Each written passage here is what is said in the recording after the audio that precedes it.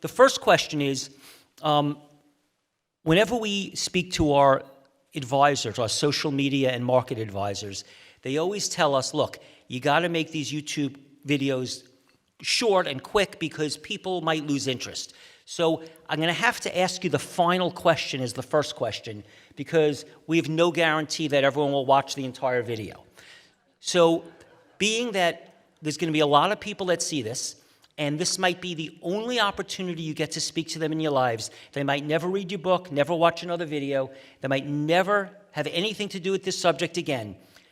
In 3 minutes, I would like for you to each tell us what it is that you want to tell them. In other words, from all the books, the movies, everything, the research you've done, at this moment, if someone is sitting home on YouTube watching this, what do they need to know that will affect them? What do you have to say that's so important that they don't know that is going to affect their lives that they might not understand? If you would each answer that question. Gosh, well, if it's alphabetical order, I'm sorry I married and hyphenated and start with an A now. But you know, I think it's absolutely critical for people to realize that ultimately, you know, the way in which we treat the earth, the way in which we treat the soil, is really about, you know, the respect that we have for ourselves, for our own bodies, and also for our communities. And you know, one of the things that's been the most important revelation for me over the past couple of years, while researching and then writing a precautionary tale, was to really suddenly realize, as you do so often, I think in writing a book, is you realize that some of your basic assumptions were wrong. And one of the assumptions that I carried with me for a long time, and probably also said as an educator, was that it was really incumbent upon farmers to be the ones who were helping move us forward with the organic movement. And however you choose to define or understand that word organic, I think that the mistake in many ways is that, in fact, we can't leave that on the shoulders of the farmers, that really it is about communities, and it's the power of what one individual can do to spark a community and then to start a community movement, which in the case, I think, of malts in the small Italian town in the Italian Alps, I think in that case, suddenly we realized that, you know, what started there can become an international movement. So never underestimate yourselves. I think that's a big point.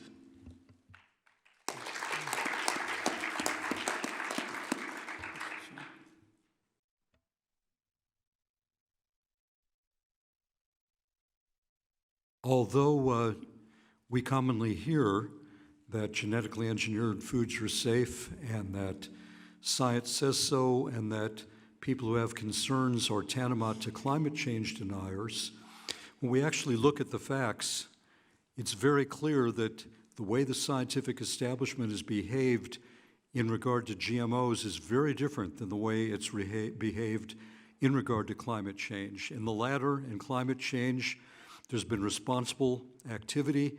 They've upheld science. In fact, if anything, too many scientists have been overly cautious in the way they present information and make conclusions.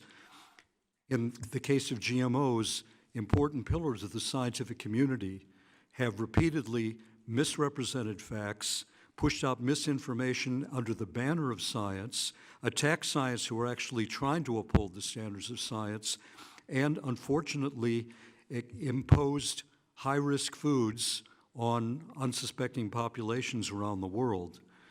If the scientific establishment had actually behaved as scientists when it comes to GMOs, if they had honestly communicated the facts, if they'd upheld the standards of science, I wouldn't be here. I wouldn't have had to write the book. There would be no genetically engineered crops grown anywhere. That's not an exaggeration. That's why they misrepresent the facts so solidly. And another major agency that has helped in this bamboozlement is the United States Food and Drug Administration.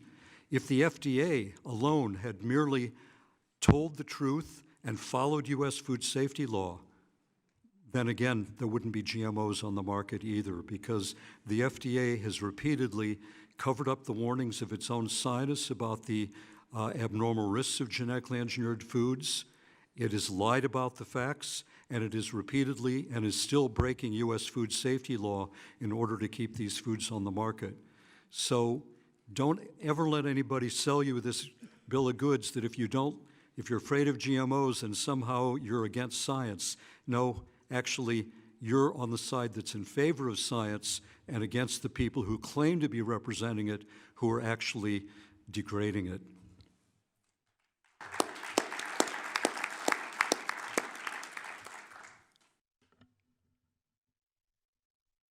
It is the same with pesticides.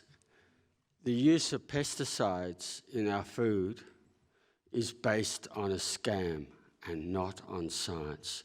The fact is that not one formulated pesticide that are used by farmers here in the US or any other country, and there are 1,400 approved pesticides, not one has scientific testing for the actual diseases that we suffer from. So in other words, not one has been tested for cancer or heart disease or for birth defects. The governments will say they are scientifically tested, but they don't actually test the product that farmers use. They only test one ingredient in that product. That one ingredient is usually less than 5%. So it is a scientific nonsense to say if you test less than 5% of a cocktail of poisons that it has the same level of toxicity as the whole cocktail. The independent science shows that in most cases, the actual products used on our food are hundreds of percent more toxic than the accepted testing by the pesticide authorities. The other thing I want to say is this, is there is not one independent scientific peer-reviewed study showing the safety of one pesticide for our children. But the independent science shows that the smallest levels of pesticides are doing enormous damage to the health of our children. And what type of society permits our children to be damaged by pesticides? For me, this is the worst of child abuse, particularly when we have hundreds of scientific studies showing this abuse, and the pesticide authorities and the pesticide companies are working together to basically continue this abuse. An example of that is an organophosphate called chlorpyrifos that the US EPA was about to ban, but the pesticide companies lobbied the government and got this ban overturned. So these poisons now are damaging our children. Damaging children, we know that it damages their developing brains when they are as a fetus and while they are born. So what we're seeing here is neglect by the pesticide authorities in collusion with the pesticide companies. The fact is that there is no evidence that any pesticide product that farmers use is safe, and all the evidence done by peer-reviewed scientists show it's unsafe. And we need to get that message across. And the way to beat this is to buy organic food. That way we know that children are safe.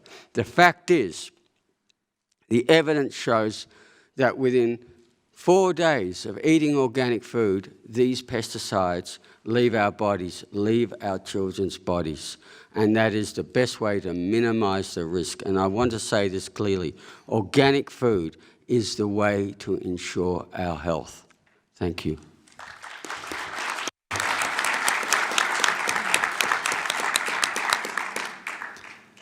In fact, if you're serious about your health, then you need to eat organic. It's not an option. if you're serious about your health. And it's not just the research that your blood will be cleaner. We surveyed 3,256 people who switched to non-GMO and largely organic diets, and they got better from 28 different conditions. 85% improved their digestion, then fatigue, then obesity, and brain fog, anxiety, depression, chemical or food sensitivities, memory, concentration, and that was all 50% or higher. This is something that the doctors who are now prescribing organic diets are predicting because it is so consistent. Within days, they see a revolution in the person's health. So this is not an abstract thing. Oh yeah, these things are dangerous. Oh, there's a lot of things that are dangerous. This is the main point, that if you're serious about your health, you have to be serious about eating food without poison.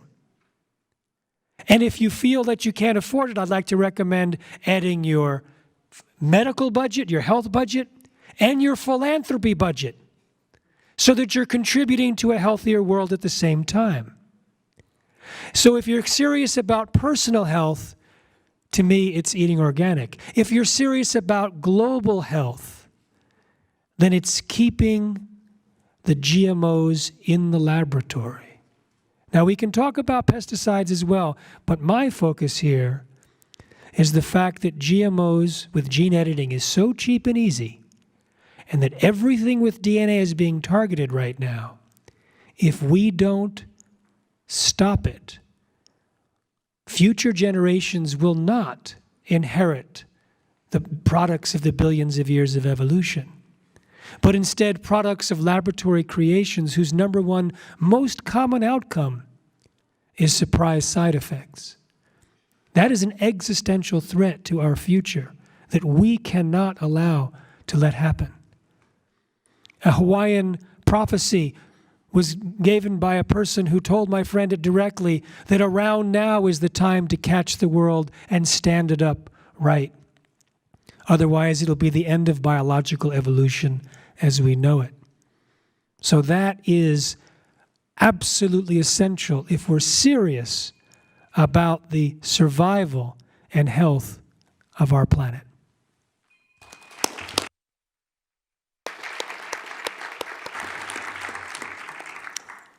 I named the last chapter in my book Extreme Makeover, and by that I meant that we need to give the beauty industry a makeover, and the pesticide industry, the oil and the war industries too, until there are no more toxic chemicals in every baby born on Earth, until all children everywhere are born with the chance to survive and thrive, and ecosystems have a chance to survive in all species.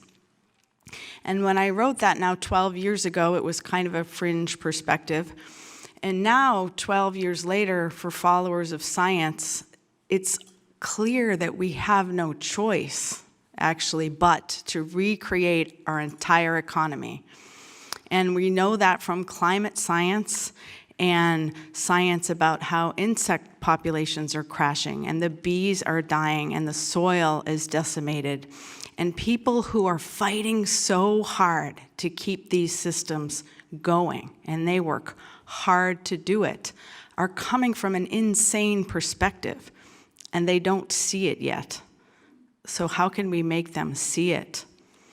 And I want to add to all of that that we also have to give the government an extreme makeover, and this is probably the most important and the hardest task of all. It's easy to think about how we can recreate the economy because people can make money doing that, and they are, right? Selling great products and making organic food, and absolutely we need to make those transitions and support them with our money. But we also need a government that uses our collective resources to protect our health. And we need to fight for that. And there's so much division right now over politics and who wants to even deal with it, but we have to. It's another thing about which we have no choice. And as I talk today about the systems of propaganda that are incredibly sophisticated, coming at us from all angles, these stories of how we have to not only keep things the same, but double down on industrial pesticide-heavy agriculture and double down on GMOs and double down on a toxic, addicted to toxin system. These stories take so much to hold up, but that same amount of effort is going into keeping us divided and disengaged about politics. And so part of all of our task moving forward is to take this on, to take back our government systems, and they are frustrating, and make them work for us to protect health. As Andre said, a situation where we're allowing kids to get exposed to things we know are hurting them. It's absolutely unacceptable. And there are a lot of good people in government, good scientists who tried to raise the alarms about this who've been thrown out. We now have a government that's entirely dominated by pesticide, oil, and coal lobbyists. Every single health agency in this country right now is just straight up run by industry lobbyists. And that's kind of new. Now, I mean, it's really obvious. It's worse than it's ever been, but it's been that way for decades, through every administration going back to at least Reagan. So we have a big chance this year in our country to start to change the government. And I hope we'll all vote, get registered, check to make sure you are registered, that your friends are registered, and get out there and vote in November and organize for the candidate that you love, and stop fighting with each other and start talking to each other about what we're for, what we believe in, and the world that we see as possible to create.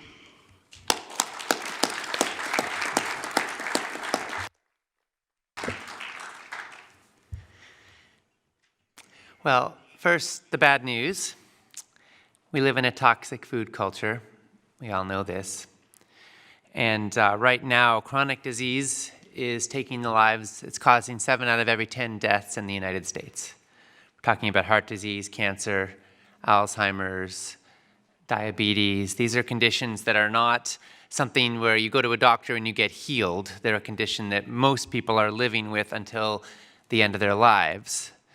And right now, chronic disease is bankrupting us. The United States is spending $3.5 trillion this year on what we call medical care. But really, we all know it's disease symptom management.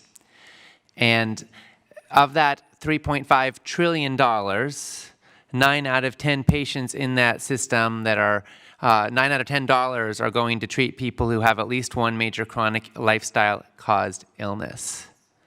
So the costs of our medical system are overwhelming, and we can argue, and political candidates can argue all they want about who should pay for what, but we're not going to be able to afford any of it unless we make some fundamental changes to why we are spending so much on managing the symptoms of disease. And it all comes back to diet and lifestyle. 2% of the children in the United States in high school get enough vegetables. 9% get enough fruits. And the average doctor in all of their years of medical training gets less than 19 hours of education that has anything to do with diet. And of that, they're mostly learning about specific reductionist disease patterns tied to specific nutrient deficiencies, not about how to help patients eat well. But I think this is all good news. Because as bad as things are, that's how much better they can be with a change. And can you imagine how much health we could liberate, how much vitality we could liberate, how many more people could be so much happier and more joyous if they knew what we're learning here? If they were able to eat right and live right and apply the principles of healthy eating in their lives? Can you imagine how much money we could save? Can you imagine how many resources we could save?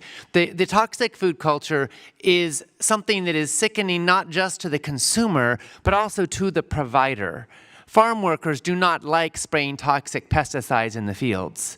Factory farm operators do not like slitting the throats of animals. They do not like cutting the beaks off of chickens so they won't pick each other to death while they're driven insane in horrendous conditions. They don't like pumping livestock full of antibiotics just to keep them alive under terrible conditions. I've talked to executives from Coca-Cola and Nestle, and they don't stay up all night trying to figure out how to poison our kids. They're trying to get by. They're trying to make it in a system that they feel is constantly pulling them towards a profit motive. So we've got to change that system, and it all starts with the dollars we spend, and every dollar we spend, every bite we take is a vote. So let's make that vote a conscious one, a deliberate one. Let's vote for the health we want, and let's vote for the world we want.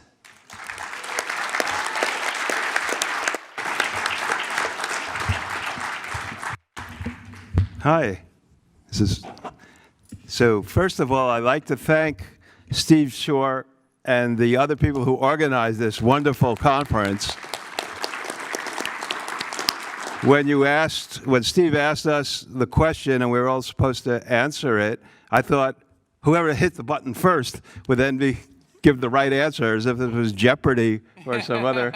And you have to put your answer in the form of a question. So for me, both Democrats and Republicans are equal opportunity destroyers. Genetic engineering was introduced in a large degree under Clinton and Gore, who were the administration from Monsanto. They put Michael Taylor into office as the head of the FDA. The FDA also stands for direct action, meaning that's how we deal with it, through our own direct action with ourselves and our folks and our friends and the groups that we're part of. So that's the message I would convey, is that we have to organize with each other, as everybody here has been saying. We have to organize not only to feed ourselves individually, to improve our individual health, but to also care about the world, care about what's being done to people all around the world, and then ask, why is this happening? Why has every government in the world known about the dangers of glyphosate, say, and Monsanto's Roundup, and has still, years and years and years, has done nothing about it? How is that progressive mayor of New York City, Bill de Blasio, still keeping spraying of Roundup in New York City parks, although I think that's going to come to an end soon? How is it that Hillary Clinton traveled around the world as the spokesperson for genetic engineering, and nobody thinks about that or talks about that? Or how Donald Trump or Ronald Reagan and all the others, Republicans and Democrats alike, put pesticides and genetic engineering on the front burner to move it forward as an industry to protect the profits of the corporations that were supporting them. This is all a question that we have to ask ourselves, and we also have to ask ourselves, I believe, what do we do when we win a victory, such as getting rid of Monsanto's glyphosate? It looks like that's going to happen somewhere along the way soon, but then they're coming right back with dicamba. They're coming right back with another pesticide or another synthesized creation that they're doing in the lab. What do we do about that? How do we organize when they finally banned DDT in early 1960s, and Rachel Carson heroically stood out there and wrote the defining Silent Spring, one of the defining books of our time, and a mass movement was formed to fight against DDT and eventually won. And I also wanted to say that it was a movement largely of women at the time as well, who were combined the issue of DDT. Remember, Rachel Carson didn't look at just DDT alone. She looked at the radiation that was coming from nuclear bomb tests and the Cold War with Russia, and how the strontium-90 was poisoning the milk supply that was going into the kids and the children, and so that these issues became combined. So nobody thought these were two separate issues. Everybody said these were the same, although history now has sort of separated them so that we only think of DDT and not also the nuclear arms race. But these two are combined issues. And so I think we need to think in that context. One last thing, Henry Kissinger famously said to give food aid to people just because they are starving is a pretty weak reason. That's Henry Kissinger, the author of much of the U.S. policy. I think he accurately reflected what the U.S. policy is on these issues, and it is immoral, and it is just awful that we have this. And so we have to see why. What is it that they were giving food aid for? Every food aid that's given now to the earthquake victims, to the tsunami victims, all is filled with genetically engineered and pesticided grains and food to dump it on those markets. And we have to deal with that and put our own individual hunger, feeding ourselves, concern about ourselves into that context and see how we could unite with people all over the world, not only here, to fight against this monster.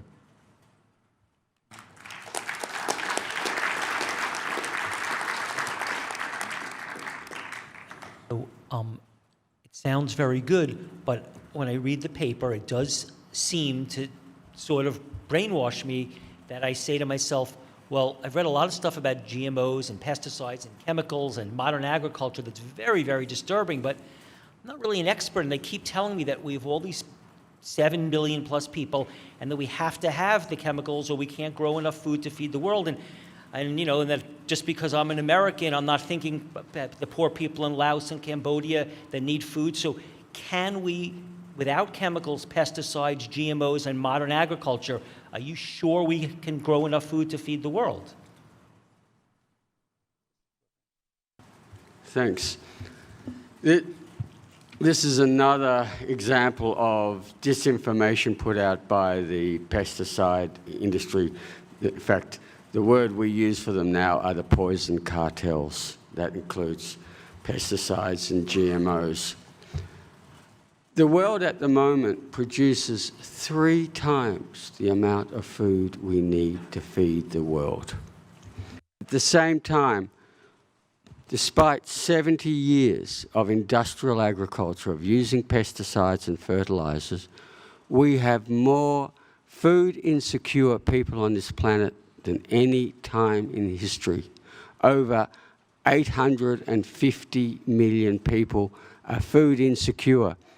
What we mean by food insecure is that there are times of the year where they go to bed hungry, where children don't eat for days.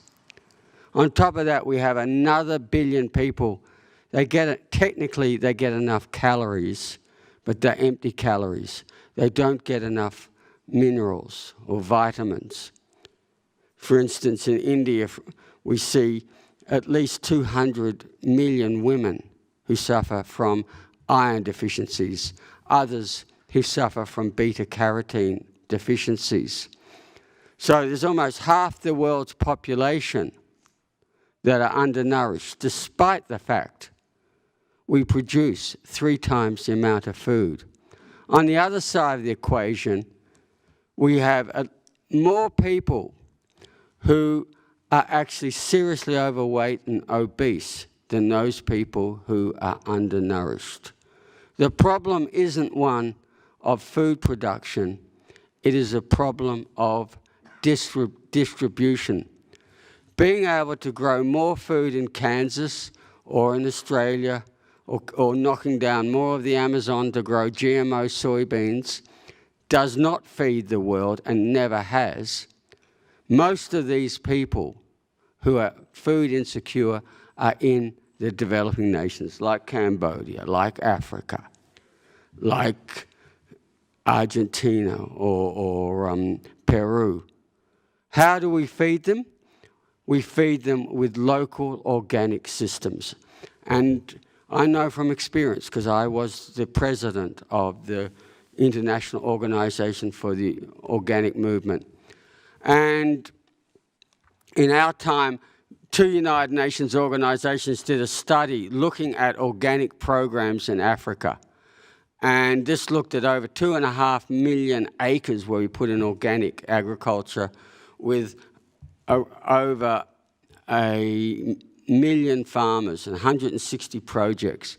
And where we worked with these traditional farmers, we increased their yield by more than 100%. We took these populations from going hungry for several months of the year into food security, not only that, into prosperity. We changed the lives of these communities. We've done this in Asia, we've also done this in Latin America. So we don't need GMOs, we don't need pesticides. All we need is simple training and education on existing good organic practices, we will double the food supply in the areas that need it and actually get it where it is needed. And the irony is we could do that. We could end food insecurity tomorrow for less than the cost that it takes to develop one GMO.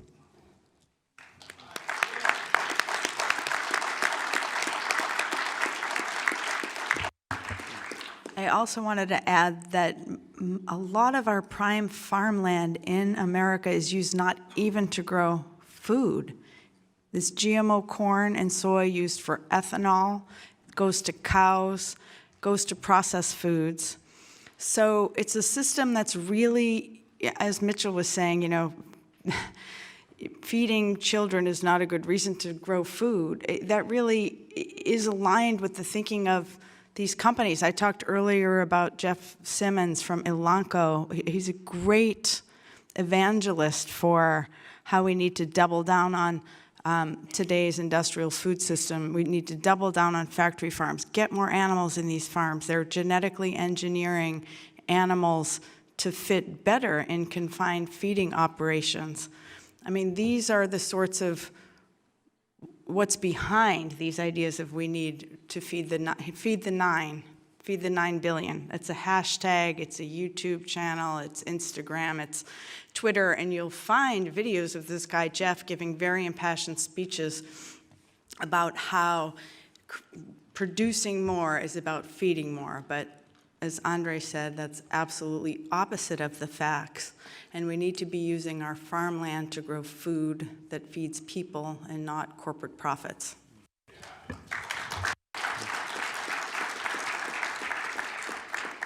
I do want to add a couple notes of sobriety. We do have a growing human population. We are on course with current trends that we will need to produce more food in the next 50 years than we have in all of human history for humans up to this point. And that does take a toll on our farmland, and our current agricultural system is so unsustainable that we are eroding our topsoil, we are depleting our aquifers, we are destabilizing our climate, and we only have 60 years of farmable soil left on planet Earth. UN researchers estimate that by the year 2050, at current trends, we'll have half the growable land per capita, per human on Earth that we did in 1950. So we are on a collision course, if you look at those trends, with less and less farmland that works, less and less water, less and less climate stability, and more people. And it is alarming and it is concerning.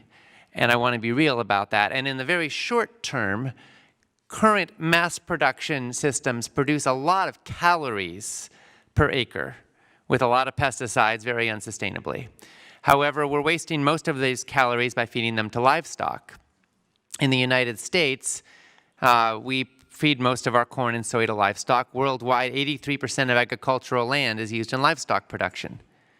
It produces 18% of the world's calories, 37% of the world's protein, but over 80% of the world's agricultural land. In fact, if you took all of the agricultural land currently being used for livestock, and the world just theoretically went vegan, we would free up an area of land equal to the United States, China, India, the European Union, and all of Australia combined.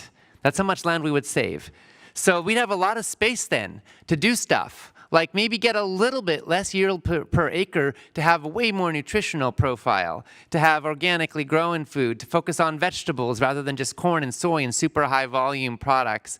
We would have way more land that we could turn back into forests, so we could sequester carbon out of the atmosphere, or put up solar panels or windmills or all sorts of other stuff that we could do with that land.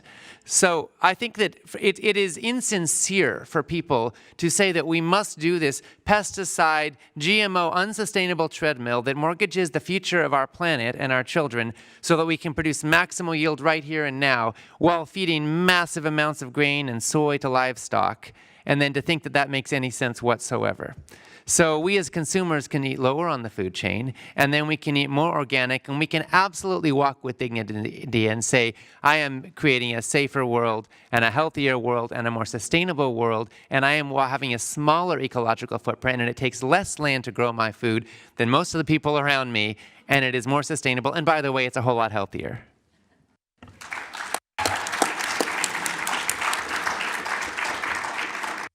And Well, I by the way, remember- Oh, yeah, Jeff. I'll just say one sentence. GMOs don't increase average yield, as opposed to organic, which can double yield. Absolutely. And if we stopped facilitating the development of huge tracts of land, as Ocean was talking about, for export crops and for monocropping, genetically engineered crops for animal feed, we would have more than enough land to feed the people of the world. People would be able to feed ourselves or themselves. We wouldn't need to think of us feeding them or something like that. And there would be plenty of space for which people can reclaim the land and start developing the kind of crops that they need locally to eat, instead of being shunted off the land into export zones to produce, in Haiti it was to produce clothing.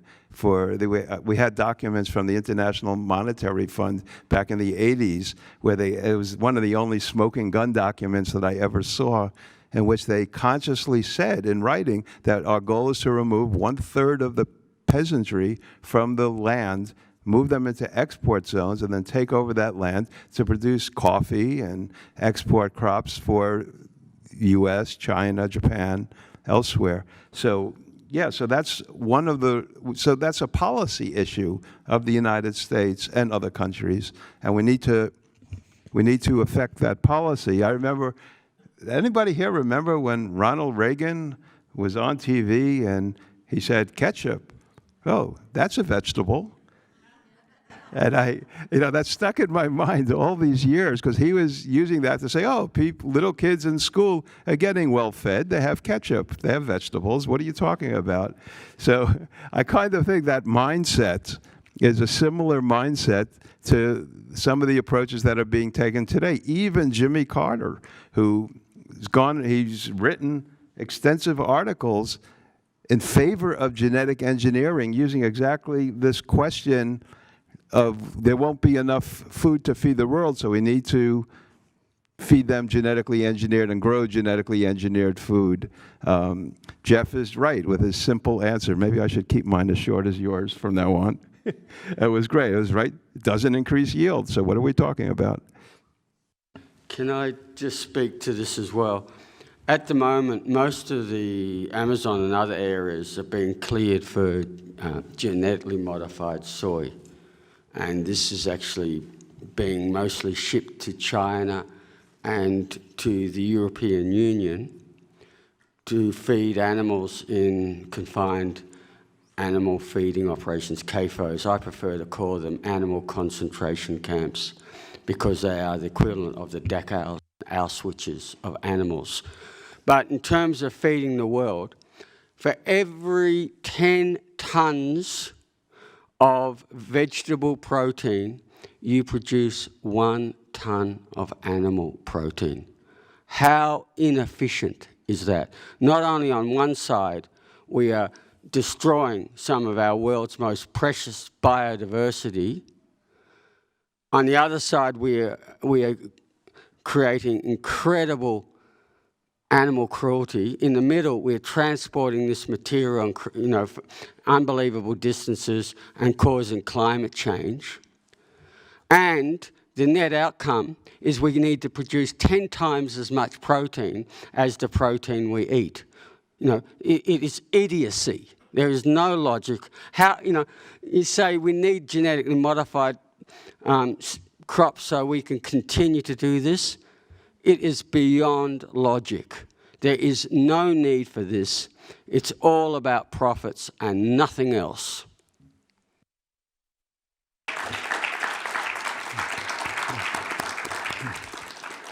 And I'd just like to add, if folks want to do more research to really get a good handle on this, then one of the best resources out there is the farming systems trial that's been done at the Rodale Institute now for, I believe, about 35 years running, where there's been side-by-side conventional or organic crops that have been maintained for 35 years. It's been done in parallel.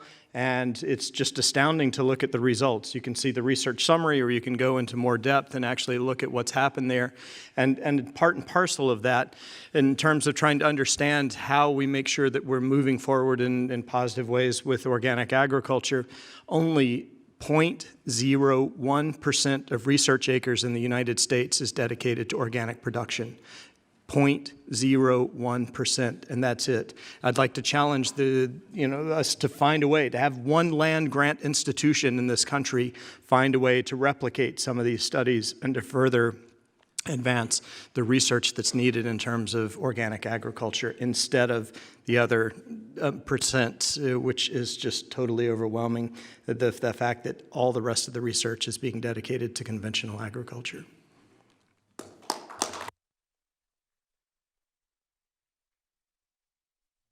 I know some very smart people, and I've said to them, there's a lot of information on GMOs and pesticides and the modern food system that's very clear that it's very problematic, and there's health issues and environmental issues, and I would be and I'm concerned about it, and maybe you should consider not eating foods with pesticides and GMOs. And they've said to me very clearly, no, there's no scientific proof. So is there scientific proof, and how much of it, that GMOs and pesticides are bad for us? What is the proof? Why are you all so convinced that there's proof? What is the proof? What's the proof? How much proof is there? I mean, what do we say when people say there's no proof? First, there is proof, but a very important point is the burden of proof is not supposed to be on the people who have concerns anyway. The burden of proof by law in the United States and the European Union, which are both supposed to be upholding the precautionary principle when it comes to food safety. By the way, people usually don't know that about the U.S. Our U.S. food safety law since 1958 has strongly instituted the precautionary principle, more strongly actually than has the European Union.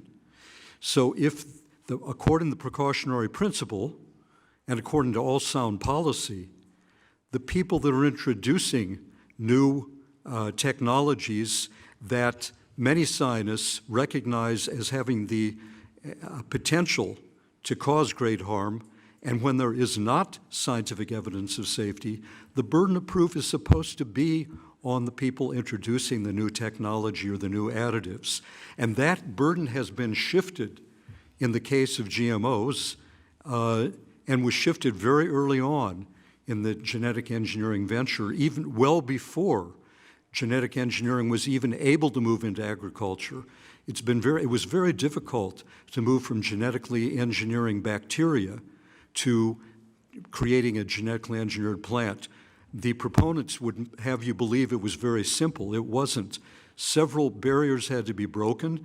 DNA had to be rewritten. Genes had to actually be rewritten before bacterial genes could function within the cells of plants. Many other changes had to happen as well.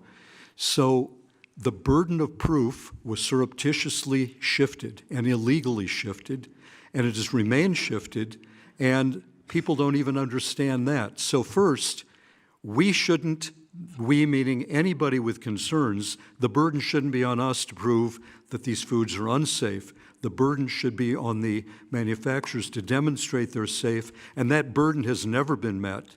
But secondly, to the extent the solid research has been done, and especially research by independent scientists, and by that I mean scientists that are independent of the financial or other influence of the corporations that are making the foods, or independent of the drive to prove these foods are safe no matter what, the good research has raised not only several doubts, but demonstrated that a number of genetically engineered foods have caused serious harm to the laboratory animals that were unfortunate enough to end up in the experimental groups rather than the control groups in the experiments. They ate the GMOs, they got sick. Their livers and or their kidneys were harmed, or their pancreases, or their pituitary glands, or they got severe gastric inflammation. There are many, many different harms that have been documented. So these claims, and you will read claims by the UK Royal Society, by the United States National Academy of Science, that there's no evidence of any harm ever coming from a single genetically engineered food. That's just false. It is a misstatement of the scientific record. There are many studies in the peer-reviewed scientific literature that have documented significant harm to the unfortunate animals that were put in the experimental group. And unfortunately, the population of the US, Canada, Argentina, and many other countries has been put in, and I won't say the experimental group because it's not even an experiment. There's no epidemiological data being gathered. So people could be getting sick now from GMOs, through cancer, through Crohn's disease, from many other common ailments, and we would not know it, and we probably could never know it because of the shoddy way that the shoddy lack of follow-up. So when people say, well, there's an experiment going on the population, no, it's not an experiment. It's just imposition of high-risk foods. But it's not an experiment because nobody's going to learn anything from it the way they're going.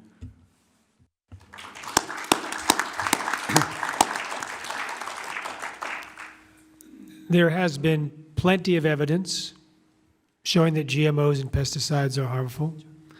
I have a peer-reviewed published article that you can review at Non-GMO Improves Health, and it has 200 citations, and it talks about a lot of the research that Stephen just talked about. And if you go to Non-GMO Improves Health, there's also a free copy of my book, Genetic Roulette, which at 2007 was the full compilation of all the health risks from GMOs, and there's a video of some updates of some of the problems that they've discovered since then. So that's available in case someone says there's no evidence. You can go there and there's the evidence.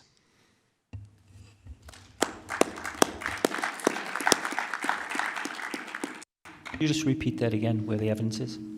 It's non-GMOImprovesHealth.com. And you can, again, get the free book, the free update, an interview with the doctor who sees what's happening with the children, plus a summary of the peer-reviewed article and the full 26-page article with all the citations. You know, thanks, Jeff. You know that when they studied Roundup, so supposedly studied it, they didn't study it. When they approved of Roundup, the testing was done only on glyphosate, one of the ingredients, supposedly the active ingredient, but it's not the only active ingredient. But that was what they did all the testing on. So now it turns out, just in the past year or two, that Roundup also contains POEAs, or surfactants, that allow the penetration of chemicals past the plant coatings and into the plant itself. And the same thing in human beings. It violates different biological pathways in our bodies. And it also contains, thanks to Seralini's research, arsenic. And how did that happen? How come Monsanto didn't inform the FDA of that? And how come the FDA didn't question it or do their own study on it? So to piggyback on what Philip was saying, and everybody else as well, the precautionary principle is imperative, that we have to fight to make sure that before chemicals are introduced into our environment, that they're proven safe first, not afterwards when they see, oh, how many people died from this or that. I know in 1999, New York City, under Mayor Giuliani, began spraying malathion, which is an organophosphate, all over all over the city from the air. I was in Prospect Park. The helicopters came. They sprayed the entire park. And little kids out there, everybody was getting drenched in this stuff. We were running around trying to get kids out of the park as quickly as we can. And where was the study beforehand to say that you can spray this on little kids, let alone everybody else? None. And they went ahead and did that anyway. So I do think that morality is a really important issue here, in addition to the economic factors and the political factors that we've been talking about. The morality of it needs to be first and foremost as well. And I think people here are very moral, and we're here and concerned, and we're going to not let this happen anymore, right?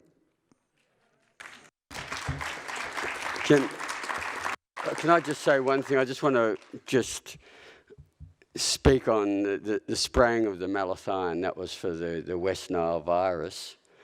And that is now used as a classic example of, if you want to spread a disease and make sure that you spread it far and wide, what Giuliani did then in New York City did was the perfect way, because now West Nile virus is all over the US.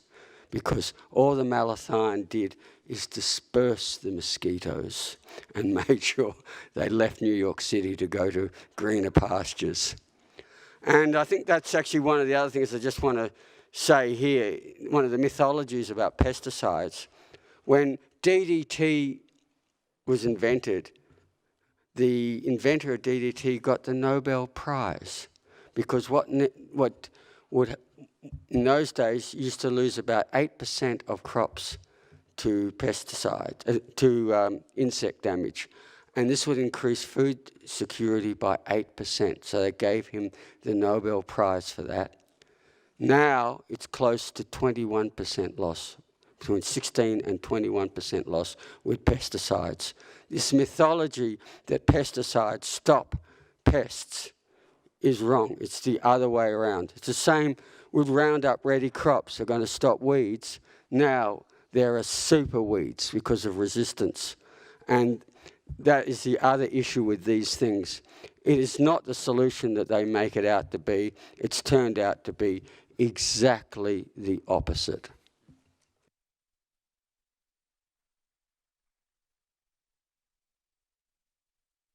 I think it bears mention that in California, where I live, there are farm worker communities where cancer is so epidemic that the children shave the heads off of their Barbie dolls while they're playing with them, because that's what they're used to seeing, is people who are going through chemotherapy and have no hair.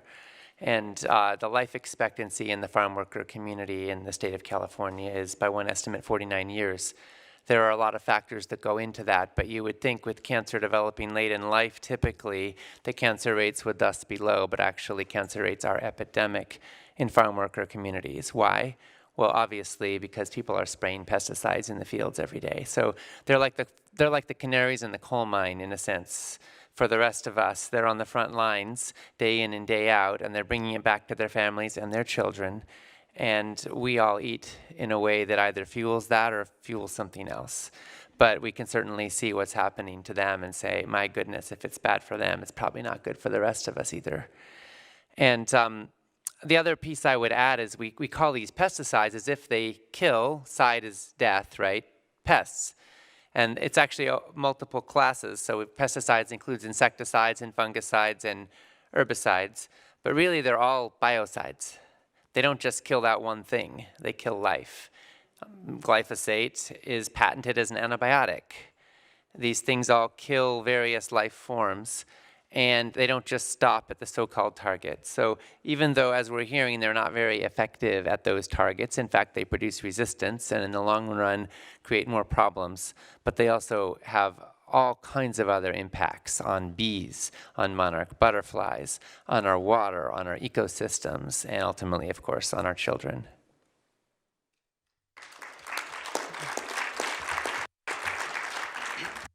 I want to add also just the idea of this concept of proof, that we need science to prove something, and then therefore we can take action.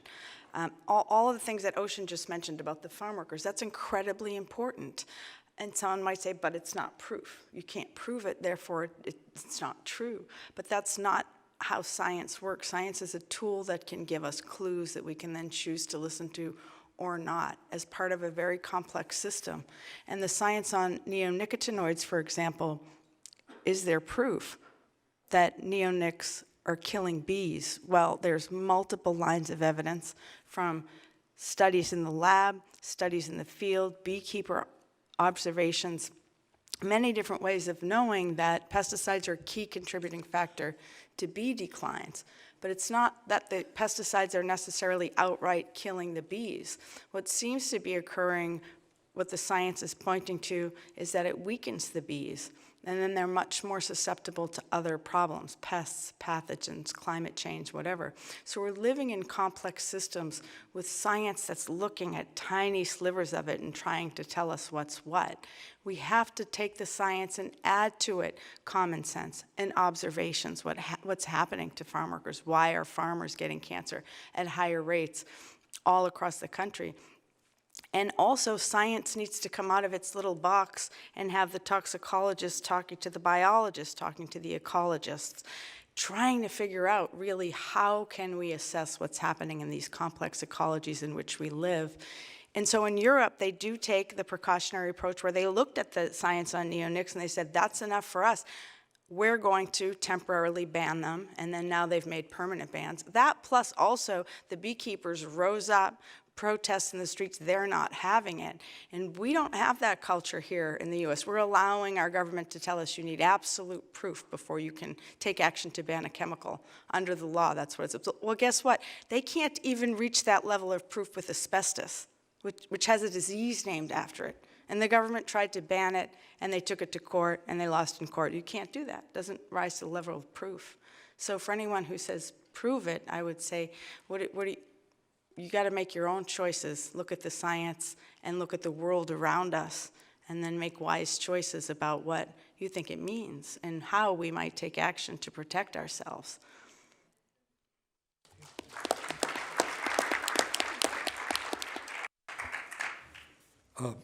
In my book, I quote from a molecular geneticist, Michael Antonio, who's at the King's College London. He's not opposed to genetic engineering per se. In fact, he uses it in his research. His research is geared to trying to understand and cure human genetic diseases. But because he uses the process of genetic engineering, he understands how risky it can be and how it has the potential for unintended side effects. And so when it comes to using that technology for producing foods, he's concerned, as are many other well-credentialed scientists. In fact, he knows the research, he's studied the research better than most scientists. He's written about it. And here's the statement he has made about the research, which I think is quite telling and quite chilling. If the kind of detrimental effects seen in animals fed GE food, that's genetically engineered food, were observed in a clinical setting, the product's use would be halted and further research instigated to determine the cause and to find solutions. However, what repeatedly happens in the case of GE food is that despite increasing evidence of serious adverse health test results, government and industry continue unabated with the development, endorsement, and marketing these foods as if nothing has happened, to the point they even seem to ignore the results of their own research.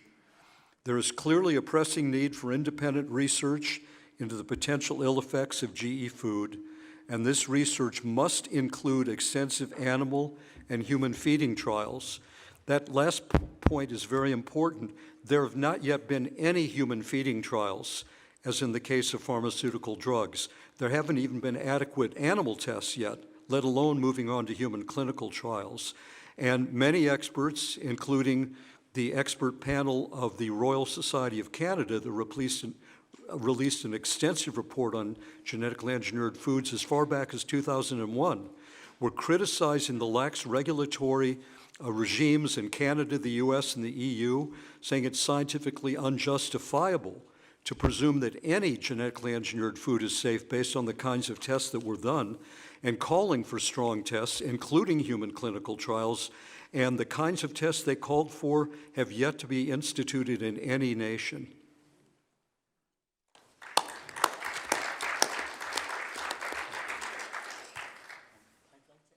I'd like to ask you 6 questions, and you could tell me if they're related, or you can answer whichever one you want. You could tell me if there's a relation between all 6 of these questions. Question 1 is, in 1860, the average age of the onset of puberty in girls was 16.6 years. In 1920, it was 14.6. In 1950, 13.1. 1980, 12.5, 12 and a half years old. And in 2010, it had dropped to 10 and a half years old. That was from 16.6, 16 and a half years old in 1860 to 10 and a half in 2010. Similar sets of figures have been reported for boys, albeit with a delay of around a year. So what is causing the earlier age of the onset of puberty? That's question 1. Question 2 is, I heard Stephanie Senoff from MIT say that 1 out of 2 children would have autism by 2032. Now, it's possible that she's updated this statement since I read it, but so she said that, and I guess so that's the second question. What's that based on? Third question is, the first global assessment of pollinators ever has found that extinction pressures on species that facilitate crop production are threatening the world's food supply, with hundreds of billions of dollars worth of food and agricultural production annually at stake. Fourth question is, sperm counts have dropped over 50% since 1973, according to the New York Times.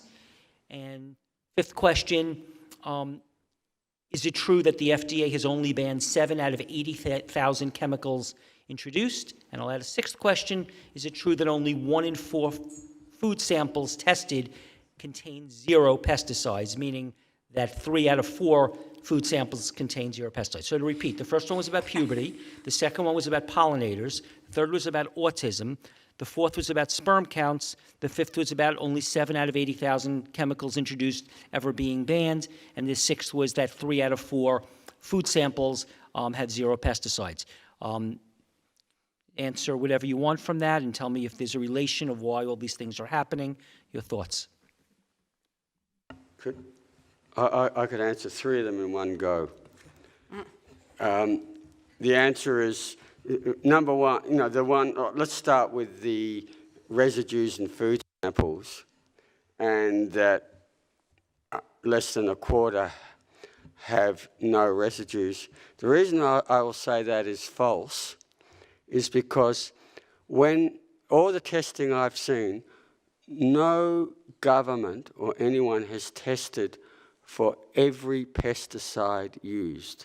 They only test for a sample of the thousands that are approved, and they don't test also for the breakdown products that can be more toxic. So, for instance, to give you an example, here in the US, the most common pesticide used is glyphosate, but at this stage, not one official testing has ever tested for glyphosate. So to say that 25% of samples do not have pesticides when you do not test for all the samples and some of the most common ones means that's not true. You've got no evidence that those 25% don't have any testing. And when the USDA started the testing, they found so much glyphosate they could not find a sample without it.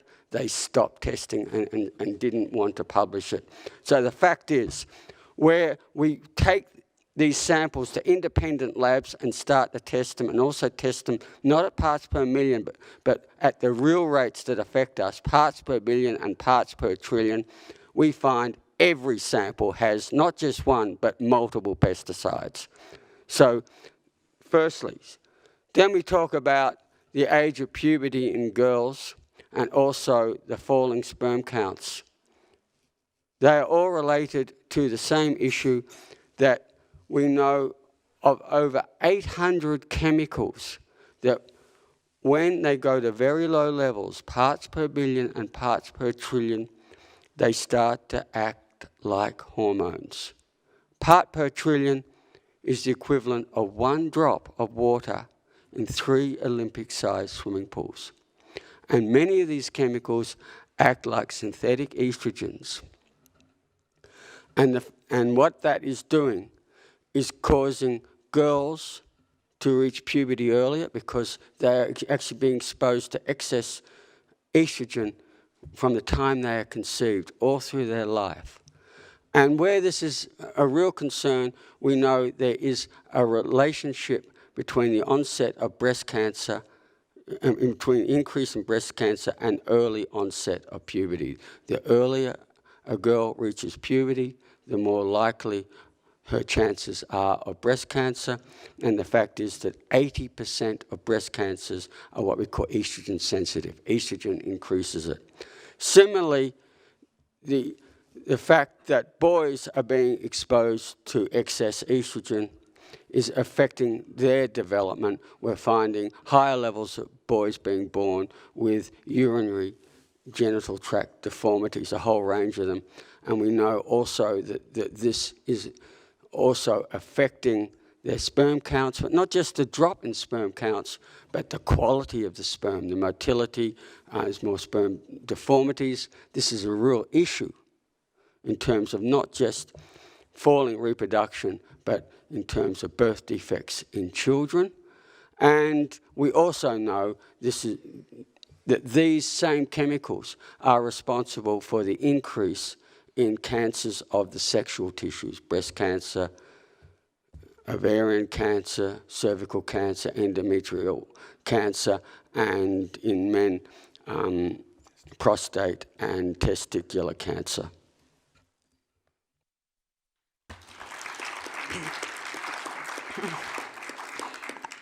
Adding to that, and thank you for that, Andre, the falling rates of puberty, and I mean not only, and that's a dramatic dropping rate of early puberty hitting girls.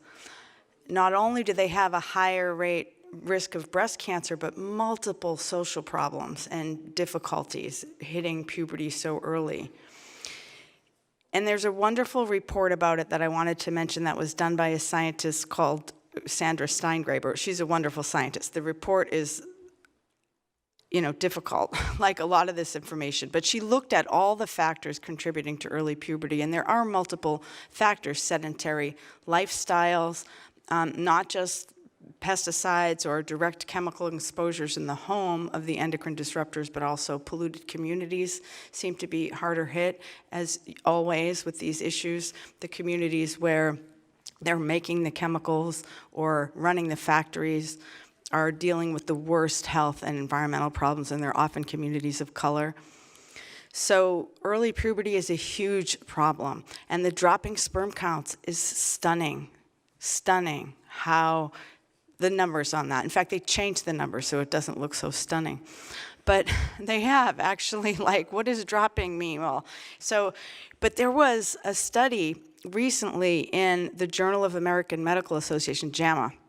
And I was shocked by this because it's a leading medical journal in the US, so it's really the gold standard according to a lot of doctors. And there was a commentary in there by Philip Landrigan from Mount Sinai who said there are multiple lines of evidence that pesticides in food are leading to all sorts of fertility problems, and that his advice to doctors is to tell your patients to eat organic. And there was a study also in the journal. It was a small study done by Harvard researchers where they looked at, they studied women undergoing IVF, in vitro fertilization. So they were having trouble getting pregnant. And they put some of them on an organic diet and some of them ate conventional food. And they reported that there was a higher rate of pregnancy loss among the women who were eating a conventional diet, and that organics seemed to matter in terms of them having successful fertility treatments. And the doctors who did that, he said he was really surprised. He was not expecting the results to be that way. And a reporter asked him, would you change anything now about your own behavior? He said, I might be more willing to eat an organic apple. So the information is in the mainstream, and I think that's really good news and important to show how strong the evidence actually is. Now, another of the questions was about the EPA banning chemicals. I thought it was 5, not 7, but maybe it's updated. But 5 classes of chemicals have been banned, and I mentioned they were unable to ban asbestos. But that's under the industrial chemical laws, and pesticides are regulated somewhat differently, so it's easier to get pesticides regulated and banned. And we were about to ban chlorpyrifos, but the Trump administration stopped that, which happened to be after Dow gave $1 million to the inauguration. I just want to say one other thing about falling sperm counts in organic food. There was a study done in Denmark. They thought if pesticides are the cause, they wanted to look at a group of men who weren't exposed to pesticides. So they got a whole lot of Danish organic farmers to volunteer to give sperm samples, and their sperm samples were the same as their grandfathers, the equivalent of the 1930s. So that, I think, is really important evidence to put across that there is good evidence that it's pesticides, and there's also good evidence that by going on an organic diet and avoiding them, we can get sperm samples back, sperm levels back to the way they should be. And this is very important for the health of our civilization. What sort of civilization allows, our reproduction to be so damaged as it is now, and particularly when we have good science that we can turn it around in weeks, even days?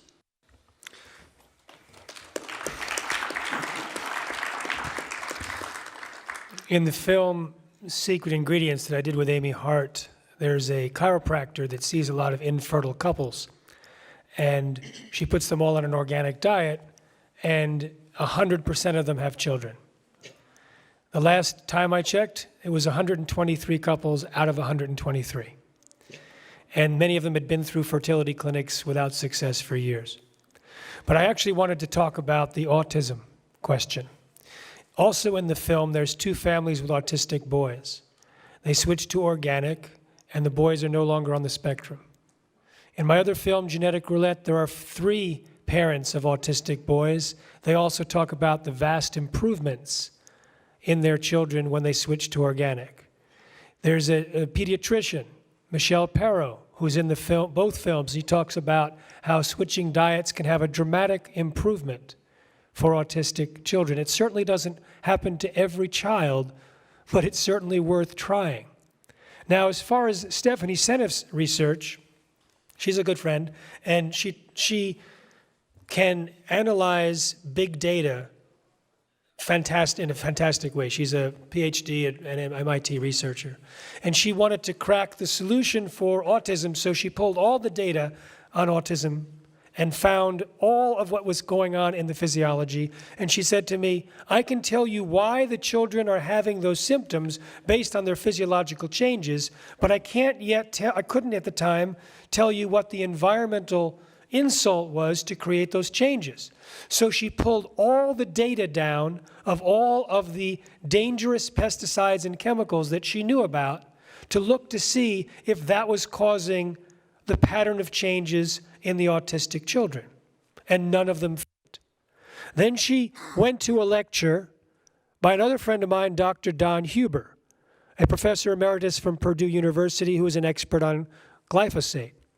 And she told me she sat at the edge of her chair for 2 hours because everything he said made sense. She had found the chemical. She knew by the time she left that lecture that this was the one that fit hand in glove with the autism data. And then she and another doctor, Nancy Swanson, thank you, who wrote you an article with, Yeah, I'm the co-author. and the co-author, and this guy over here, Co-authored the paper where they took autistic data and they mapped it against the amount of Roundup sprayed on on soy and corn in the United States. And if it were 100% correlation, the R value would be 1. In this case, the R value was 0.9973. And it's interesting that So many people now in the autistic community have heard her speak and are now putting their children on an organic diet. And again, it does not have the effect on everyone, but for some, it is night and day. And it gives it a sense of one of the things that may be a result of this glyphosate nightmare.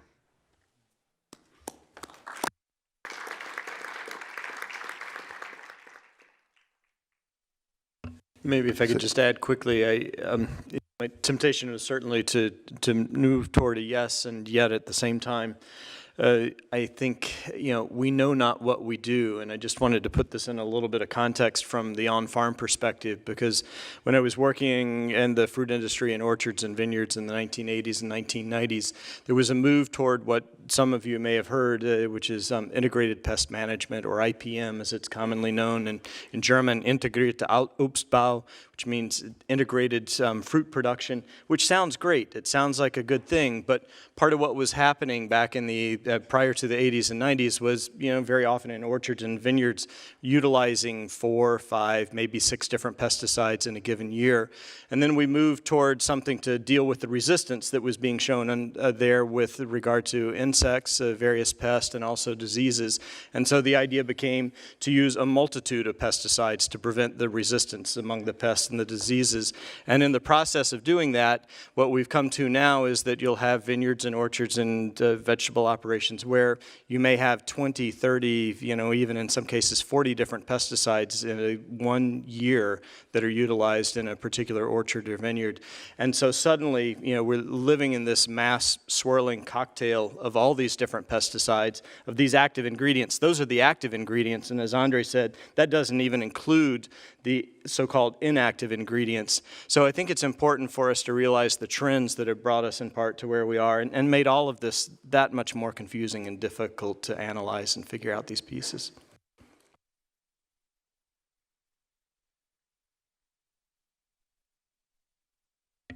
One of the things that Stephanie Seneff proposes is how glyphosate affects the human body. And it's a hypothesis that she's putting forth that it's substitute for glycine in your DNA. And she talks about that. We published in my book that just came out. Stacy has a chapter in it also. Stephanie Seneff talks about how that actually works as a mechanism, as a potential mechanism, because it hasn't been confirmed yet. But if so, this would be pretty earth-shaking and also pretty simple, how this mechanism happens that ends up producing autism or other major problems in children. We also have, let's not forget that with factory farming and eating of animals, it's not only the pesticides, it's also the antibiotics that are put into the fish pools and also in the other ways in which the slaughterhouses where animals are made to survive for a while, and then they're with the antibiotics, and then we consume it. And then we urinate it out eventually, and it ends up poisoning, the antibiotics poisoning the waters all around. And because we don't think holistically, we think of each thing as a separate piece, and we don't think of the totality of how one part affects the other part and interacts with it. And that's a major point also, I believe, that we need to begin thinking. What does it mean to think holistically, ecosystemically? What does that mean? And to ask ourselves that, and to always look for the hidden questions that we never think to ask, because we're taught not to think that way.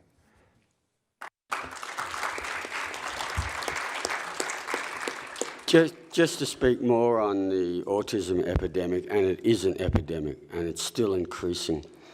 And we actually we know of a range of chemicals that we call neurotoxic that actually damage the developing nerve cells. And mercury, for instance, is one. There's very good evidence. And lead, but we also know that there are several pesticides that do it. And one of very dangerous neurotoxic chemicals is chlorpyrifos, the one that the EPA was about to ban, and when Dow generously donated to Trump's inauguration, that chemical is no longer banned. But in terms of glyphosate, we have clear science now on how it causes autism. There's a very good study showing how it affects one of the genes that's involved in the replication of nerves. And what happens is that as the nerves replicate, one part of a nerve is called an axon. And the axon is, as it develops like branches on a tree. And each of these branches are how nerves connect with other nerves, and in the brain builds the neural network. Small amounts of glyphosate stops this normal development, and when you look at the axons of nerves that have been exposed to small amounts of glyphosate, instead of looking like a tree branch, they just look like a half-dead tree with a couple of minor little branches. This means that the nerves are undeveloped. The brain is not making all the connections that should be needed for a brain to operate properly. So we now have clear science of the biochemical pathways, how glyphosate causes autism, but is probably responsible for attention deficit hyperactive disorder, for IQ loss, for the schizophrenia spectrum, and all the other basically epidemic of diseases that we are seeing in developing children. And based on that alone, not just cancer, that alone, glyphosate should have been banned, and I keep on saying this lack of banning these chemicals is some of the worst child abuse we are doing. If we were to hit a child, that's child abuse. If we had science and we know that we are damaging the brains of children, damaging their reproduction, and we're not doing anything about it, that is incredible child abuse, and I think this is one of the reasons why we need to be really angry about this.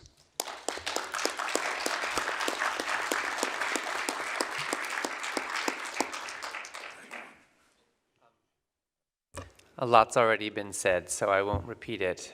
But I just want to take a moment to acknowledge the grief that I feel.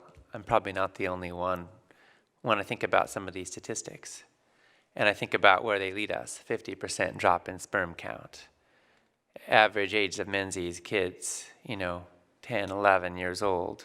When I think about the impact of these statistics of the decline in our biosphere and our ecosystems, biological diversity, and the number of people who are living chronically sick, and obesity and overweight, now 70% of the population in this country, on forecast to be 90% in the next generation.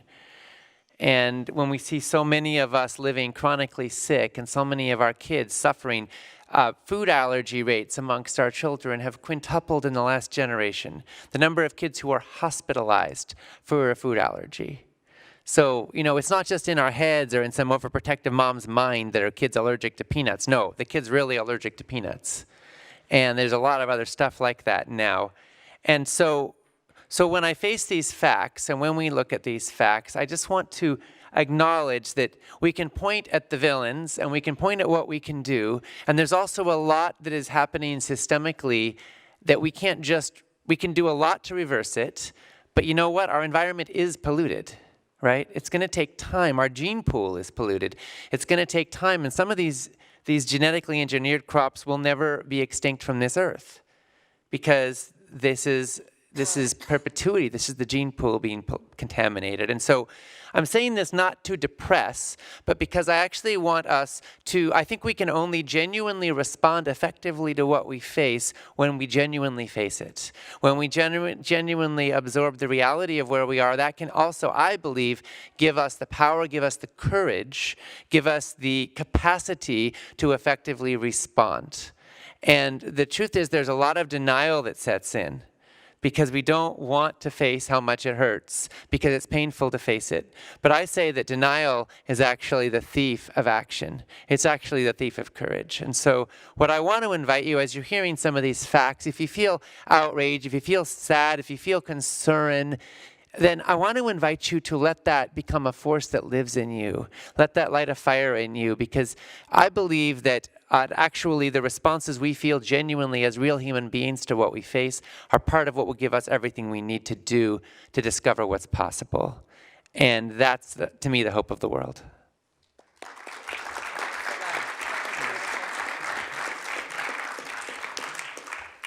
Okay, I'd like to again ask a series of questions.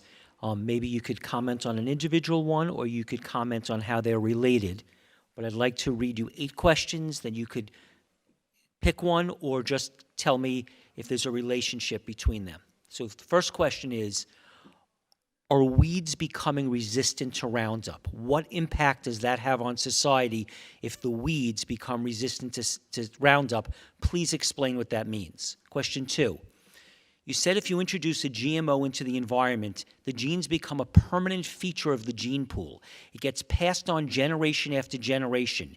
The only thing that lasts longer than a contaminated gene pool is extinction. Please explain that in greater detail. Question 3. Are GMOs crops contaminating all the non-GM crops, including organic crops? Please explain this. 4. Seed diversity is disappearing and 3 chemical companies own more than half. Our food security hinges on the struggle now underway over who controls the earth's seeds. Question 5. You said that 15 times more glyphosate is being used compared to before GMOs were introduced. Why is that happening, and what impact does that have on people? Number 6.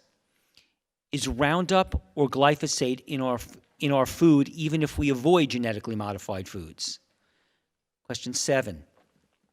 Is it true that Russia has banned the planting of genetically modified seeds?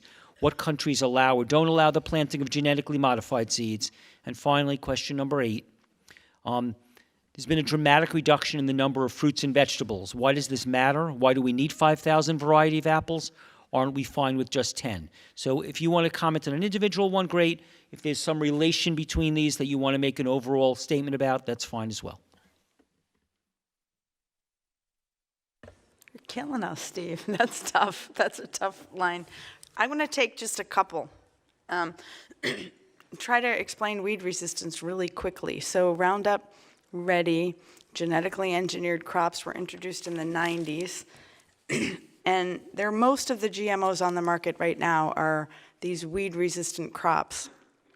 And the way they work is they engineer the plant to resist the chemical, mostly glyphosate. So glyphosate will kill everything green except a plant that is genetically engineered to resist it will survive that. So they introduced these crops. They were incredibly effective at selling glyphosate and Roundup use has gone way up since then. The weeds, because nature finds a way around, have become resistant. Yes, I mean, that's well documented. And the solution to that, the insane solution, I'm just going to name the insane system of addiction, but the insane solution to that is to genetically engineer crops to resist other chemicals too, dicamba, 2,4-D, some of the older chemicals, and to triple stack them. So they're spraying all these chemicals and the plants continue to resist. And then to double down on that insanity even more with the new genetically engineered crops, because genetic engineering has really made leaps and bounds to now where you can gene edit or quickly change the DNA of crops. One of the things they're looking at is genetically engineering or gene editing weeds to become more susceptible to Roundup. So it's a system that is not going to stop until we challenge it and call it insane is what it is. And the other thing I wanted to answer quickly is there Roundup in food that's non-GMO? Yes, yes, yes, and that's very important. And in fact, some of the highest levels of Roundup may be in wheat, and that's because they have in beans, and as well as other things that are not genetically engineered. Really, corn and soy and a few other crops are GMO right now. But glyphosate is sprayed on wheat and other crops in a process called desiccation, basically to make it easier for farmers to harvest. So this crop's alive and they're dying at different rates. They just want to kill it all at the same time, so it's easier to harvest. And right before it gets consumed, so the levels are quite high. That process should just be banned and outlawed like tomorrow. But if you're looking to eat organic food, and I think especially for kids, I think about this a lot as a mom. Kids eat so much wheat, the white food diet, but really looking for organic food for kids and wheats, pastas, I think is really important.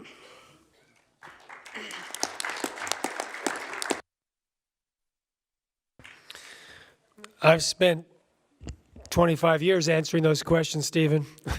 So I'm going to give some resources. To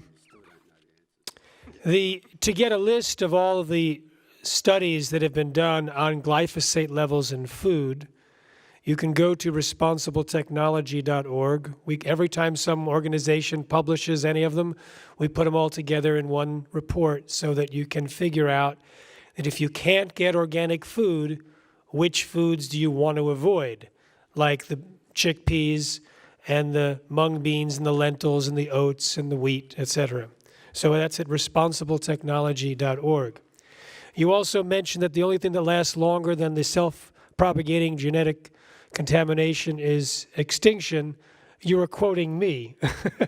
And you can find out about our plan to protect the irreversible contamination of the gene pool at another website called Protect Nature Now. There's a 3-minute film which you're welcome to steal and share with as many people as you want. It says go to protectnaturenow.com at the end, but if your organization doesn't like that, we'll give you an unbranded version and you can send them to your website and we'll give you all the resources on that site for you, because we need to protect nature now and we're not in competition. We need to all work together.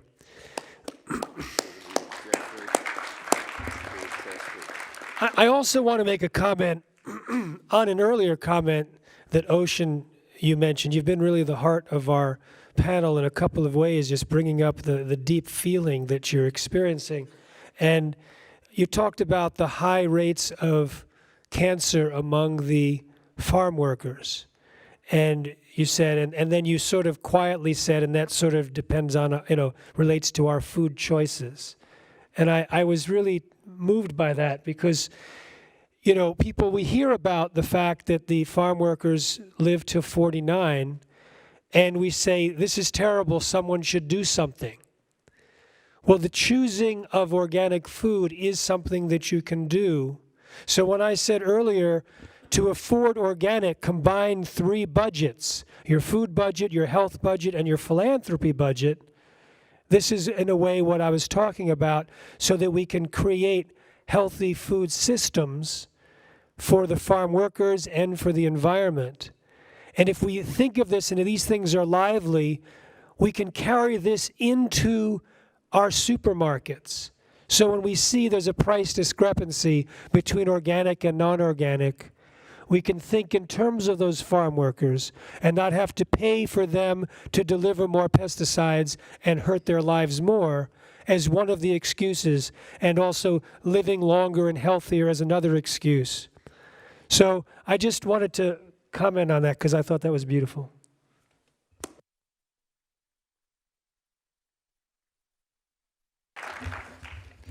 So, what's a weed? What's a pest? American Indian tribes used to use what today we call weeds as medicinal plants. Is it a weed? Should we try to exterminate it? Is the way we should deal with problems to try and exterminate, an organism?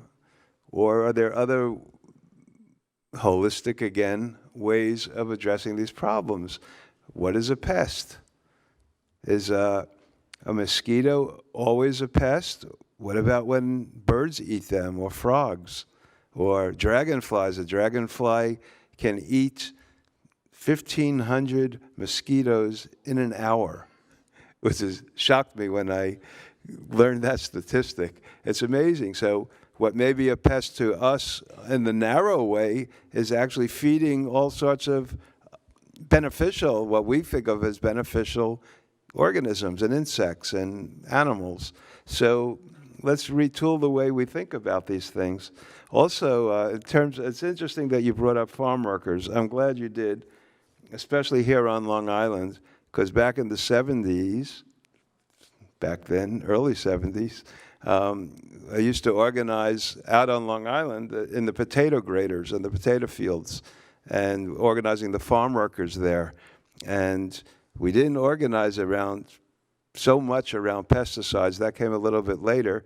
We weren't thinking about that, but we were also thinking about the way farm workers also lived, and how a farm worker who was sorting potatoes, if you walked around Patchogue or out further in Cutchogue here on Long Island, you always found farm workers missing a finger or 2 fingers because they got caught in the machinery, or they lived in these shacks in which, if they were found to have a potato to eat that they were just now sorting, they could face a prison term and a fine for that. Meanwhile, they had nothing at all to begin with. So they were, so all these things are connected. Yes, they're all connected, but they're also, I'm glad you brought that up, because part of when we're talking about pesticides or the strawberry fields or spraying the methyl bromide on the strawberries, which is total poison to people who are picking them. This is all part of it. How do people live, and how are they supposed to cope with these illnesses given the circumstances of their lives as they are today?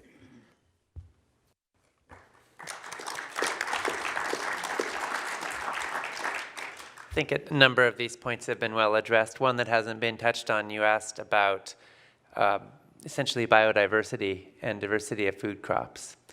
And one of the tragedies of our times is the monocropization, not just of our agricultural system, but I think of so many other aspects of modern life, kind of the monocropping of the mind in a sense, with the mass indoctrination of ways of thinking and ways of perceiving the world and how we should behave, and a school system that's designed kind of to turn out good factory workers more than free thinkers and creative visionaries for the future.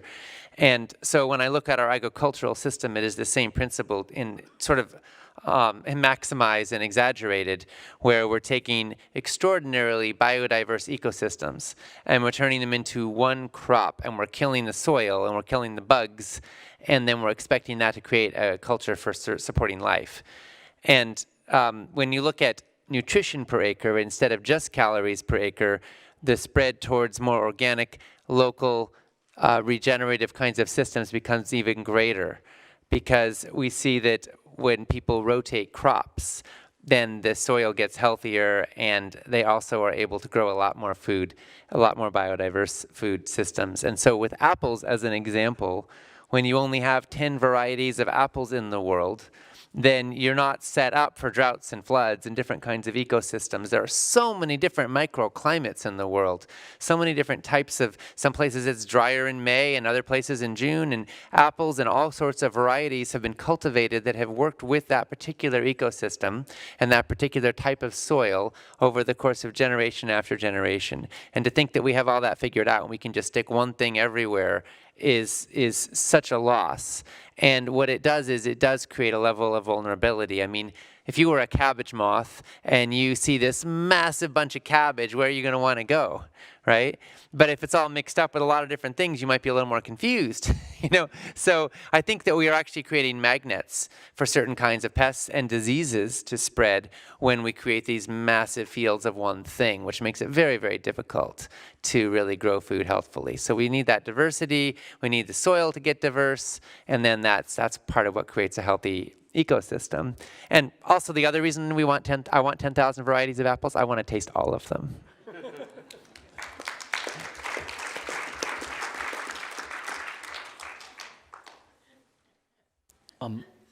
We are talking a lot about chemicals in the food system. Stacy, you wrote a book about chemicals in the cosmetic industry. Do you want to comment on that, on how it relates to this?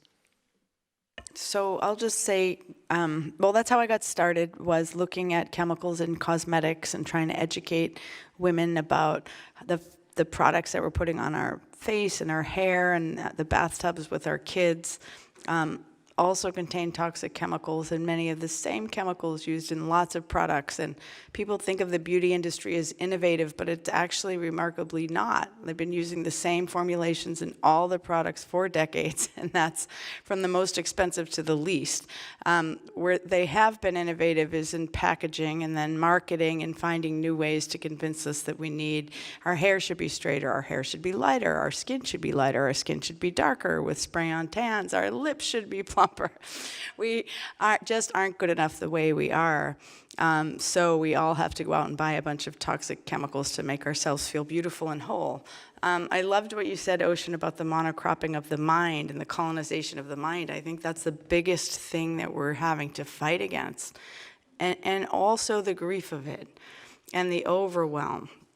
And having worked against beauty companies for years and then switched to food and pesticides, it's so much harder. It's so much harder because the resistance is so much greater. The propaganda campaigns are so much more sophisticated, aggressive, and desperate. Because as we've said, and all of us have said, our food system can't continue as it is, and it actually needs, it requires these massive propaganda campaigns to sustain it. So I hope that I hope that's crumbling. I feel that it is, and that people are seeing through to the truth, and that you can't stop the rise in consciousness that's happening around these issues. And that all of us talking to each other and talking to our communities and being a leader in your community to be that person who's the pesty one, the relative that everybody rolls their eyes at. Some of you are probably that. I've definitely been that. But then they start to listen, and they start to see and experience in their own health that you might be onto something there.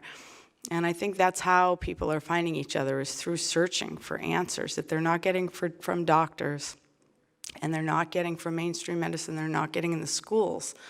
But they're seeing someone over there who dealt with this, or finding someone online, finding communities of help, people who've experienced it. So connecting in these times of such disconnection is super important. I hope we get to solutions. I think holding the grief is really important, not to say we can fix this easily. We can't. And I think even for those of us who've done this for 20 years myself, I have, but really the grief of it is just hitting me now from a combination of factors of really seeing like this is beyond. This can't be denied or ignored if you're really looking. Once you see, you can't unsee. So that's a problem everyone here will have if you don't have it already. You've taken the red pill or the blue, whichever. You really can't unsee once you see. So what do we do with that? We do have to hold it, and then we need to share it, and even if it's hard, and find ways to talk to each other, because the other thing I could say is we agree on so much more than we disagree about. Absolutely. The people across this country in both political parties and every party, people who don't vote, they are really pissed off about what's happening with the food. We raised millions of dollars online from small donors in the GMO labeling campaigns. Bernie Sanders' campaign has raised nothing ever like it has been organized in political history, because people are looking for some way to have hope and to give. So I think these are incredibly positive signs, and I think the connection is there. And whatever we can do in our own worlds from our own vantage point, it doesn't matter what you do actually in the world, whether you're in a corporation, work for a pesticide company, start your own small company, or just a parent, or just anything that you're doing in the world, is a place that needs change and healing and love and connection. So that's something we can stand more for every day and help each other.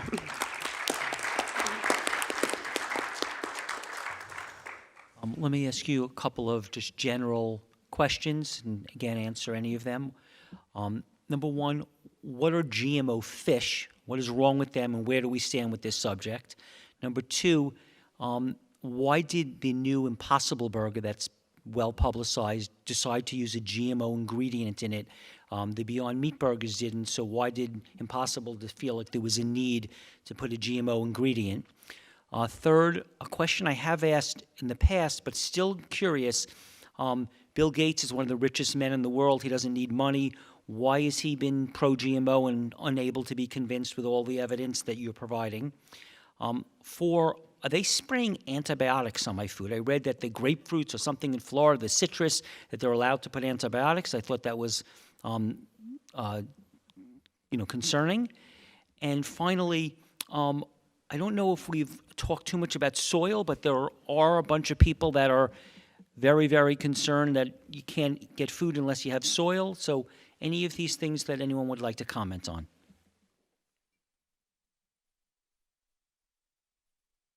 All right, I'll bite on the burger, but not on the Impossible Burger. Steve and I are very, very aware of a friend of ours, Bill Christ, who spent years investigating an epidemic that was a tragedy. A company named Showa in Japan genetically engineered bacteria as a little microfactory to create the food supplement L-tryptophan. And we're selling the L-tryptophan into the United States in the 1980s, 84, 85, 86, etc. And the process of genetic engineering creates unpredicted side effects and was almost certainly the reason why there were 5 or 6 contaminants in this L-tryptophan that ended up killing about 100 Americans and causing 5,000 to 10,000 to fall sick. Because the process creates unpredicted side effects. That same type of microfactory is being employed by the Impossible Burger, not with bacteria, but with yeast. They take genes from soybean roots, put it in a yeast, and create leg hemoglobin, which looks like blood. They first gave it to the FDA and said, can you call this generally recognized as safe? The FDA said, no. It's never been in the human food supply. And by the way, you have 26 other proteins that this yeast fermentation vat is producing. They've never been characterized for safety either. And they constitute 20 to 30% of the stuff you're putting in, along with this leg hemoglobin. On top of that, they add genetically engineered soy sprayed with Roundup. There's so many things that could be wrong about this. It's ridiculous. There's a great organization, GMO Free America, that's pulling together reports from hundreds of people who report getting sick after eating the Impossible Burger. Please don't let your friends eat the Impossible Burger. You know, there's that friends don't let friends drive drunk. Friends don't let friends eat the Impossible Burger. You see, there's a myth that GMOs are safe, that had been around for so long, and we've heard this already. This was predicted by Louis Pribble, a microbiologist at the FDA, who said people are just going to assume it's safe because it's been around for so long. He was angry that the policy that the FDA was adopting was being written by Michael Taylor, Monsanto's former attorney, who eliminated all the scientific concerns in the policy. Louis Pribble's memo was made public because of the lawsuit pioneered by Stephen Drucker.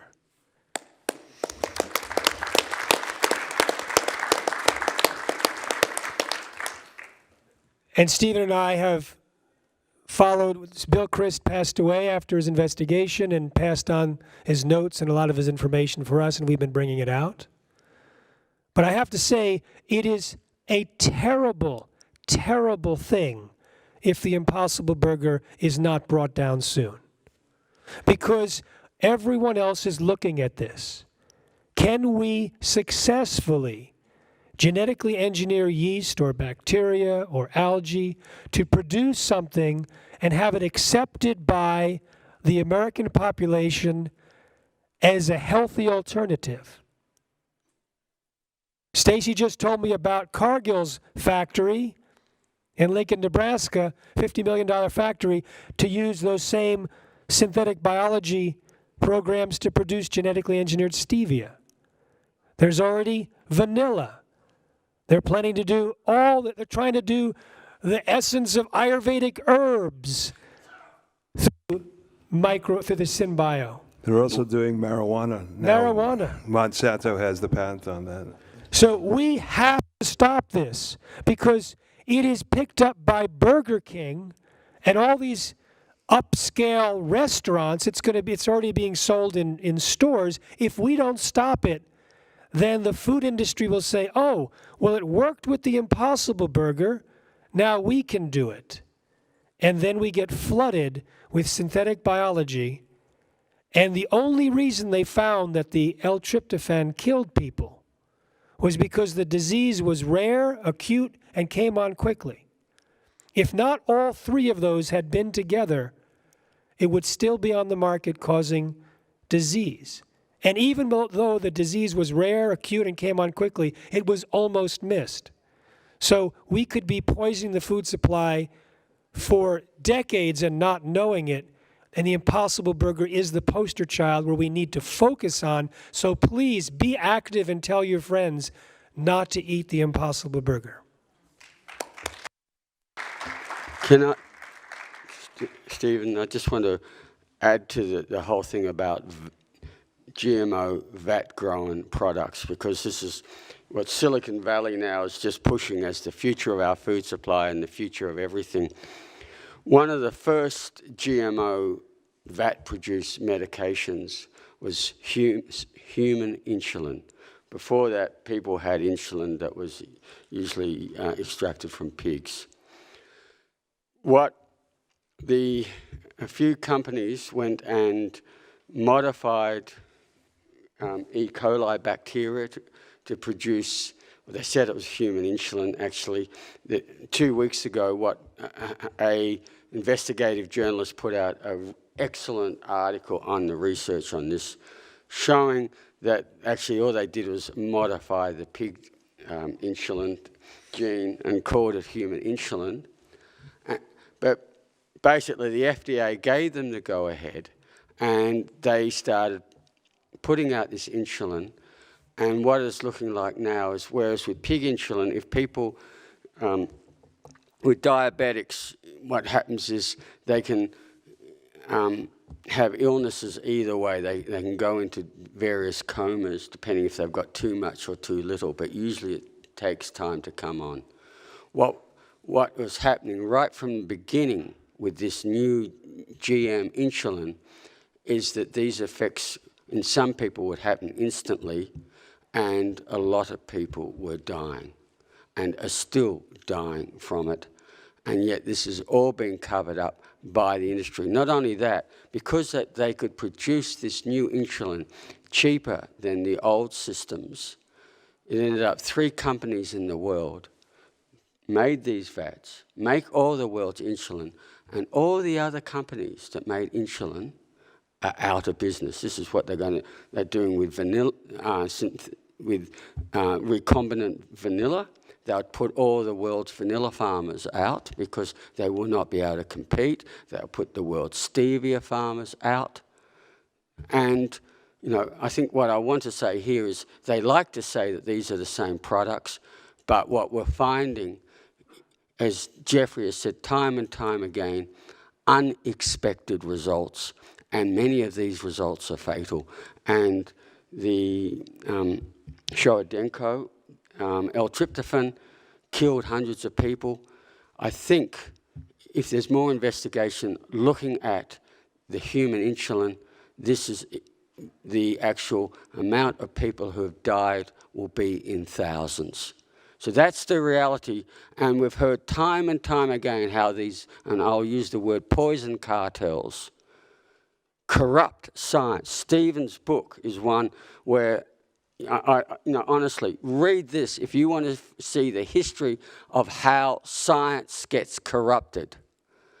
And at times I had to stop reading it. I got so angry, and so distressed. But this is the truth about this, and people are dying as a result. And I think we'll find that the Impossible Burger is one of these. It will kill people, and many people, before it's taken off the market, if it ever is.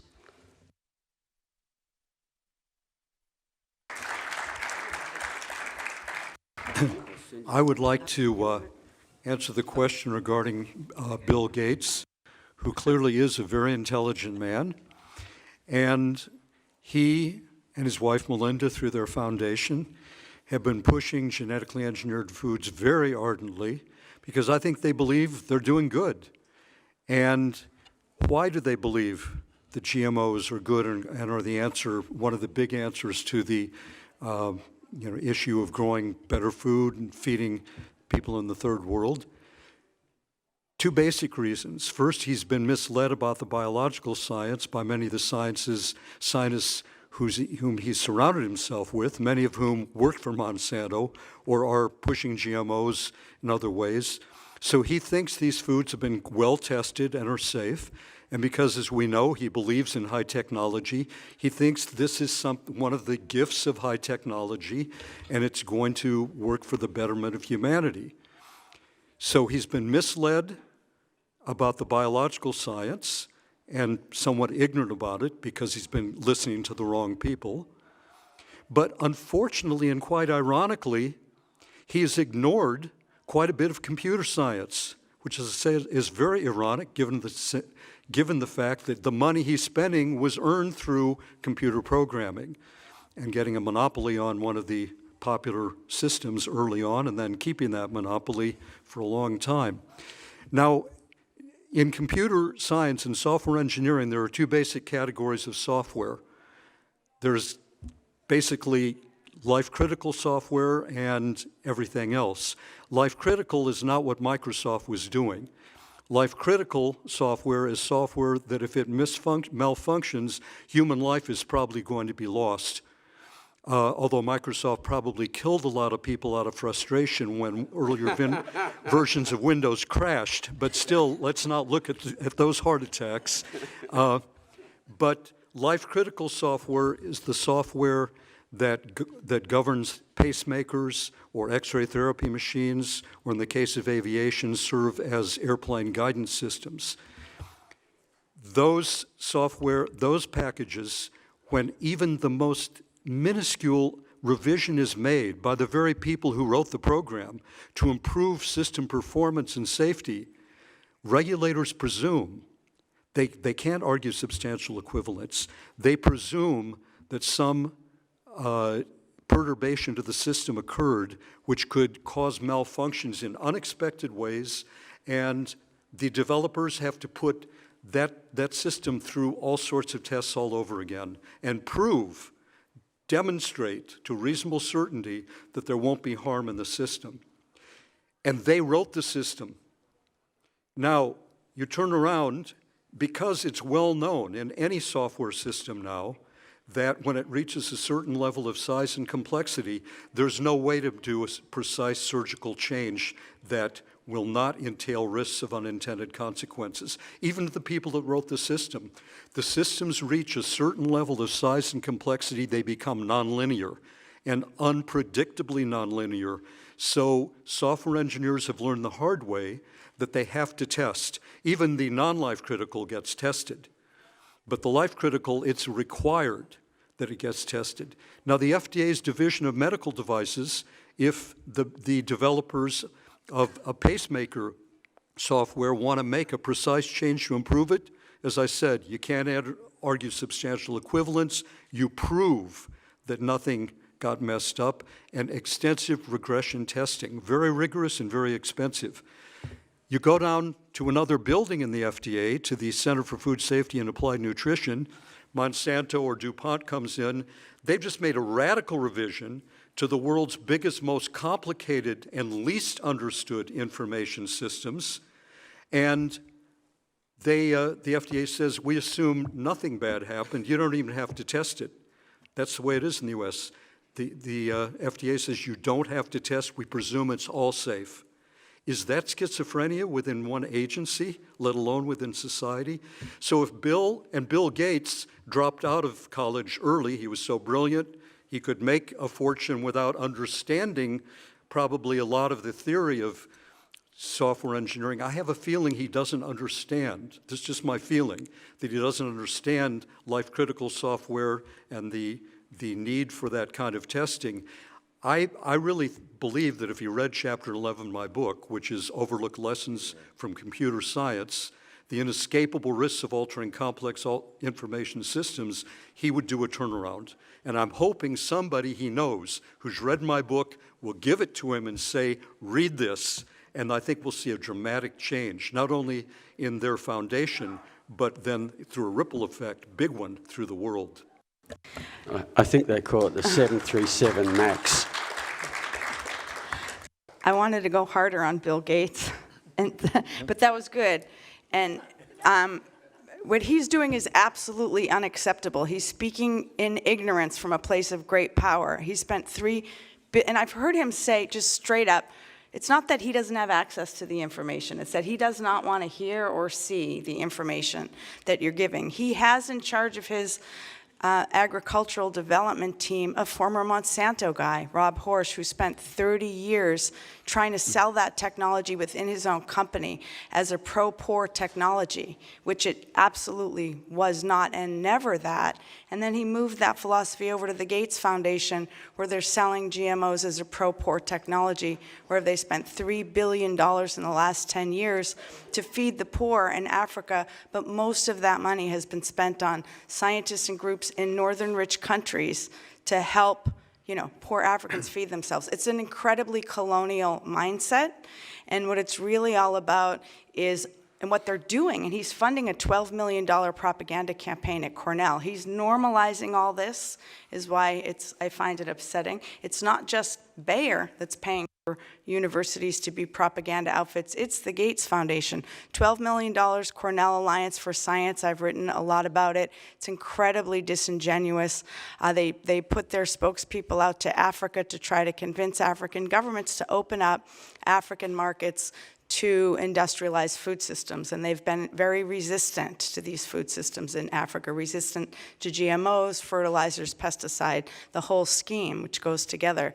So that needs to be challenged, and so does the idea that billionaires get to control our world and do whatever they want to do. And so is the idea that it's okay to be a billionaire. I don't think it is. And there's I don't think it is, and I think they spend an incredible amount of time convincing each other it's okay, and it's cool if you hook everyone on opioids as long as you donate to a museum. We're not going to mention that unmentionable stuff. There's a great book about this I'll just end with that I really encourage everyone to read about how incredibly impactful this whole thinking has been on our culture. It's called Winner Take All by Anand Giradis, who is a former New York Times reporter.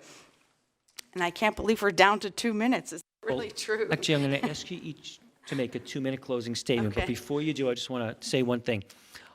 If you listen to this lecture tonight, you have 3 choices. 1, you could say, I don't think the information was good or accurate. I don't believe it. I don't care. I'm going to ignore it. And that's fine. If that's the conclusion you came to, that everything that you heard was meaningless, that's fine.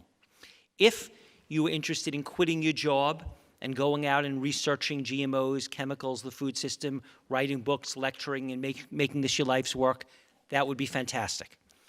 If, however, you're saying you don't want to make any changes in your life, but you do think this is important stuff, there is a third fantastic, deeply impactful thing you could do, which would be to financially support the people that are on the front lines. So as far as Jeffrey Smith's organization, Institute for Responsible Technology, they have a shoestring budget, and they're doing fantastic things, and they need your support.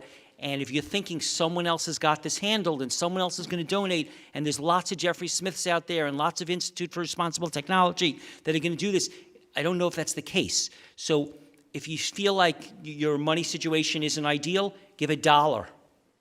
If you feel like you could give 100, that's fantastic. You can give 1,000. In other words, this is, as important as anything for all the reasons you're hearing. And if we don't support this, they might not be here one day, and then there's no one fighting for you and no one doing research. So I really hope everyone would support that organization. I'd like for each of you just to take 30 seconds and tell us, how can we support you? What is your organization? How do we find out more? And how could we support you if we wanted to try to continue to have you do the work you're doing? You want to, each of you, answer that? Sure.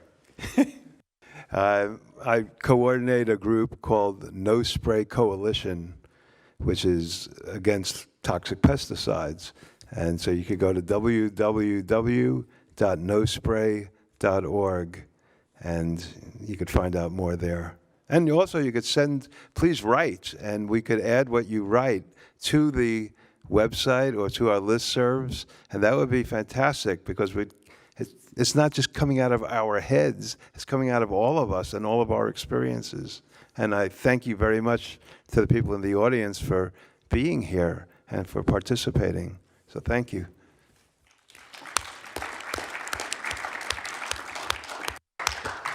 You can go to foodrevolution.org. That's foodrevolution.org to check out our website. There are over 1,000 articles on there. We have 20,000 visitors a day learning about healthy, sustainable, ethical food. You can sign up for our email list. You can join in right there. There's a link to a master class with my dad, John Robbins, and I, which is all about helping you apply this in your life. Because at the end of the day, it doesn't just matter what you know, it's what you do.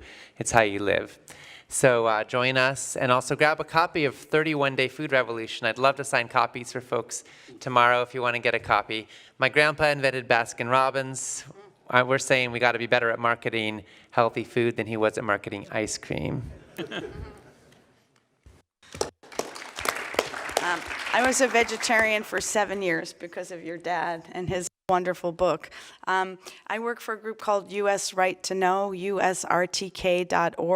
We research the pesticide and food industry. We put documents online. We dig up documents they don't want you to see. So you can find all that on our website. We post the Monsanto papers. We're reporting on the Monsanto Roundup trials. And we have a list you can sign up for to get a weekly newsletter with food news for your health, usrtk.org. And thank you to Steve for this entire event. It's an incredible opportunity to really have long conversations with people. That's rare. And thank you to all of you for sticking with us for these hours. That's really impressive. So let me just repeat that. That was USRTK, usrtk.org. And thank you, Steve, for your encouragement for donations. If you'd like to make a donation to the Institute for Responsible Technology, you can go to responsibletechnology.org. We also have a newsletter, and we also have other programs available at livehealthybewell.com. I have a podcast. My last podcast, the one that expires tomorrow, is with Stephen Drucker on the first chapter of his amazing book. And I'd love to talk to everyone on this panel for the podcast because you guys are amazing. I want to thank you, Stephen, and I want to thank the members of this panel. I turned to Stacy a little while ago and said, this panel's amazing. Isn't this panel amazing?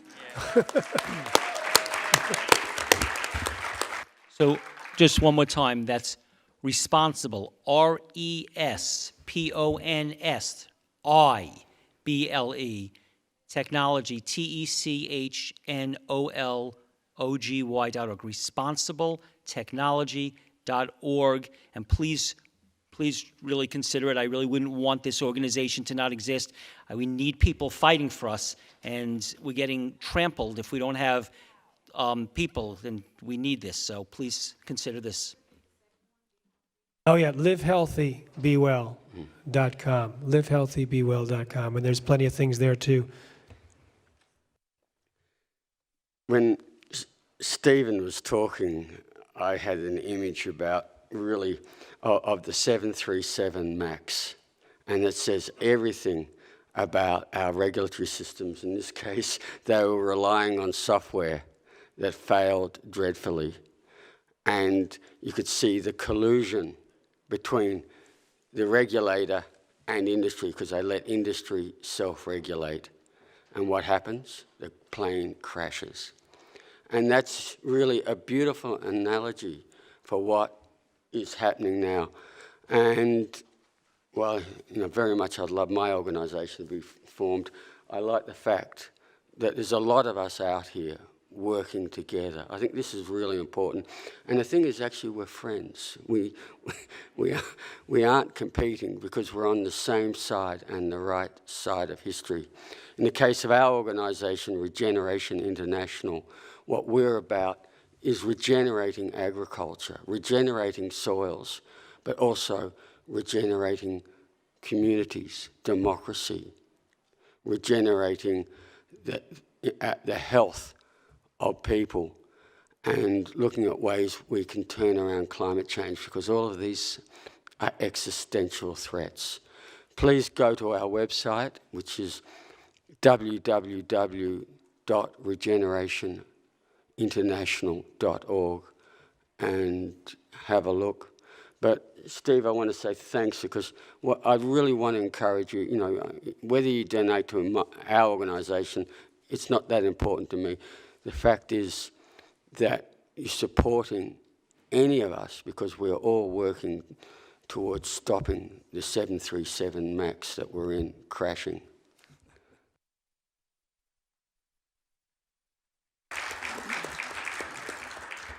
So the organization that I founded and I direct is the Alliance for Biointegrity, and the website is www.biointegrity.org.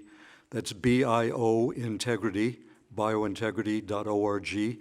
And we also operate on a shoestring budget. I'm sure that characterizes pretty much every organization up here. And help would be very much appreciated. And of course, buying a book helps a lot too, and I think it'd be well worth your while. But I want to, so anyway, thank you very much. And again, I want to express my appreciation to Stephen and his colleagues. They've done a great job, and it's been a pleasure and an honor to speak here. Thank you.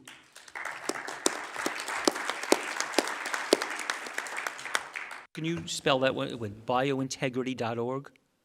Spell biointegrity? BioIntegrity.org. On that website, among some of the information you can get on that website is you can see photocopies of 24 of the key documents that were pried out of the FDA files through the lawsuit. You can see in the FDA scientists' own words their warnings, and you can also see some interesting documents from officials where you can see the games that they were playing. So that's on the website too.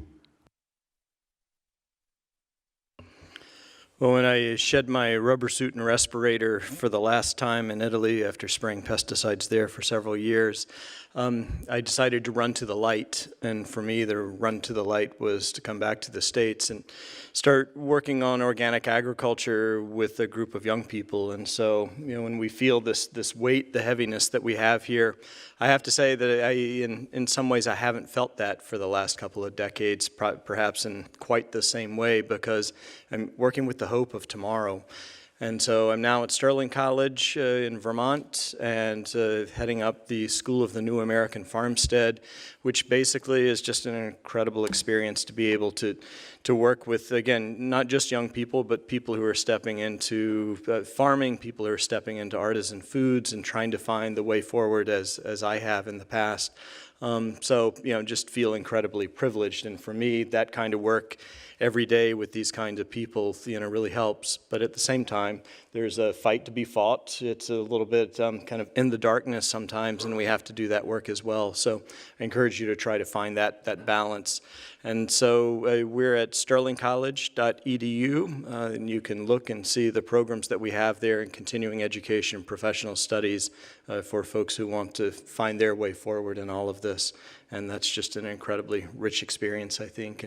But I also really appreciate the dialogue here, and thank you so much, Steve. This is one of the best organized conferences I've ever been to, so thanks for all the hard work. That's it.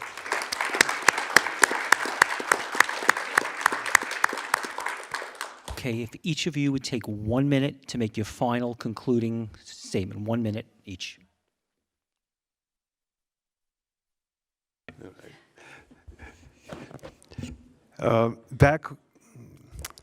Back when I was a student at Stony Brook, there was a professor there named Brett Silverstein, and he wrote a book, the first book I ever read on similar topics, called Fed Up. And it was the first book I've read about food and anything like that back in the 80s, I guess it was.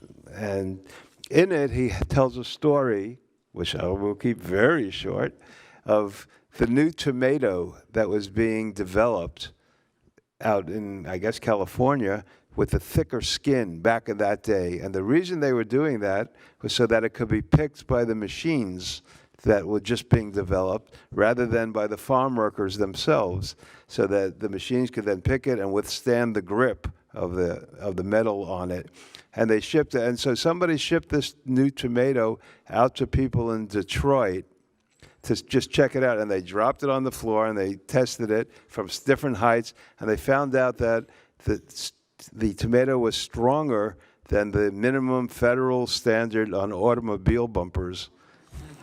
So ever since then, I've been thinking, I don't trust anything without it being confirmed somewhere. And I don't know, I like to keep that as my motto and remind myself of it every once in a while. Thank you.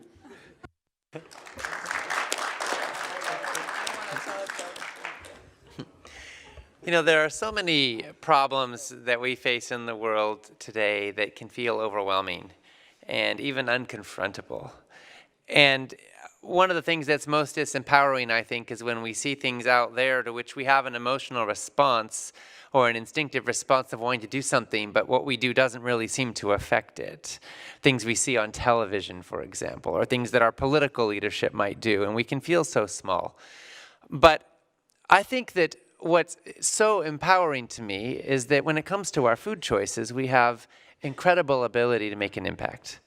We really can shift the course of our destiny. We really can vote for saving farm workers from toxic exposure. We really can vote for a healthier ecosystem. We really can vote for animals not being tortured in factory farms. We really can take the power and the money away from corporations that are polluting our biosphere. And we really can put it into the hands of farmers that are caring for the earth and regenerating soil. And we really can take responsibility for our own health and step out of the grips of big pharma and big medicine and bankruptcy to step into reclaiming our health and our lives. And so I think that food is this incredible opportunity we have to really take a stand with our lives and to bring them into integrity with our values. So I thank you so much for your curiosity and for your partnership in this revolution.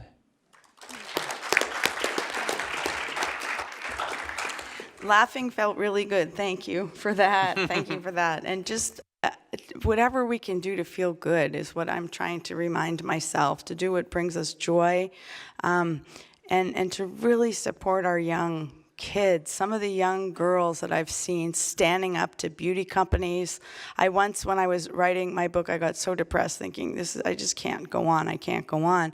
And I had been invited to this thing in San Francisco to speak for like 30 seconds. I dragged myself there, like, I don't want to go. When I got there, I saw 20 young girls dressed in prom dresses and combat boots, like yelling into the microphone saying, we are going to kick the ass of the $50 billion beauty industry. And I was like, yes, okay, I can keep doing this because these girls are out there saying that. I was clueless at that age. And look at what's happening with Greta Thunberg. I love this. There's nothing that freaks the power structure out more than a girl who's willing to say what's what. So let's support our girls.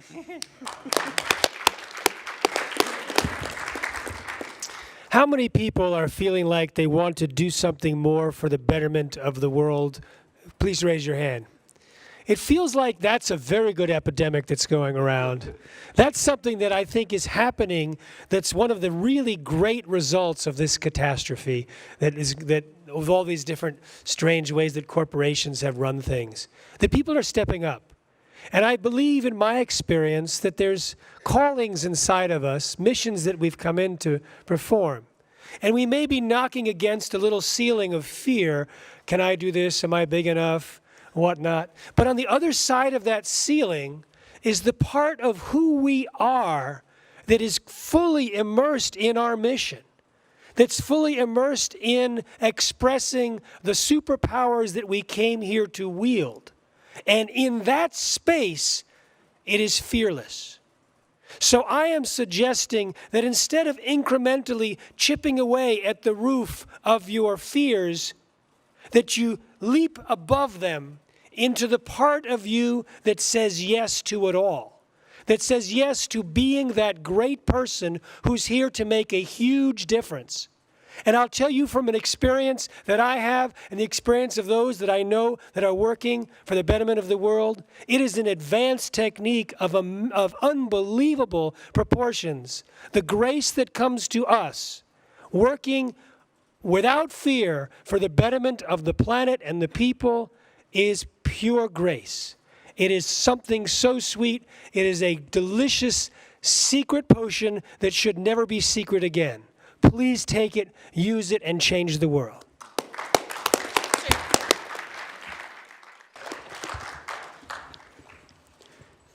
The fact is, this is a revolution, and it's a grassroots revolution. It's not being led by governments, and it will never be led by governments. Governments follow, they do not lead.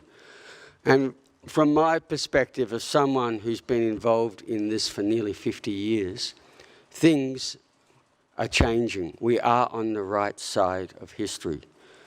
In the regenerative agriculture movement now, we are seeing every day articles about it around the world. We are changing farming. Farming organisations, United Nations organisations, political organisations, environmental organisations are all talking about regenerative agriculture. We can regenerate our soils to reverse climate change, but we can also, when we talk about regenerative agriculture, that's about ending degenerative practices. It's about regenerating our communities, regenerating biodiversity. And for me, the beautiful thing about this is we're surrounded by bad news. For instance, we are losing millions of farmers every year. However, when it comes to our movement, we know that we are growing by over 200,000 new farmers a year. We know our market is the fastest growing multi-product market, food market on the planet.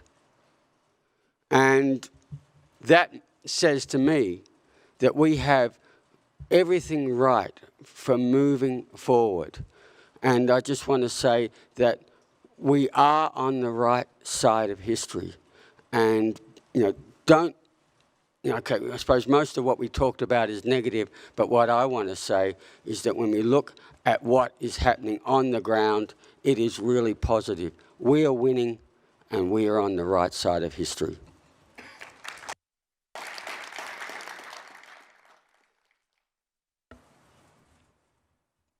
Mahatma Gandhi's, I think, favorite maxim that has become really the slogan, the saying of the country of India, was taken from the Vedas, a verse from the Vedas, Satyam eva jayate, which loosely translated means truth ultimately triumphs, or truth alone triumphs. And even though it can seem agonizingly slow for that triumph to take place, I firmly believe that truth will ultimately triumph, that ultimately there's only so long you can keep a lid on the truth.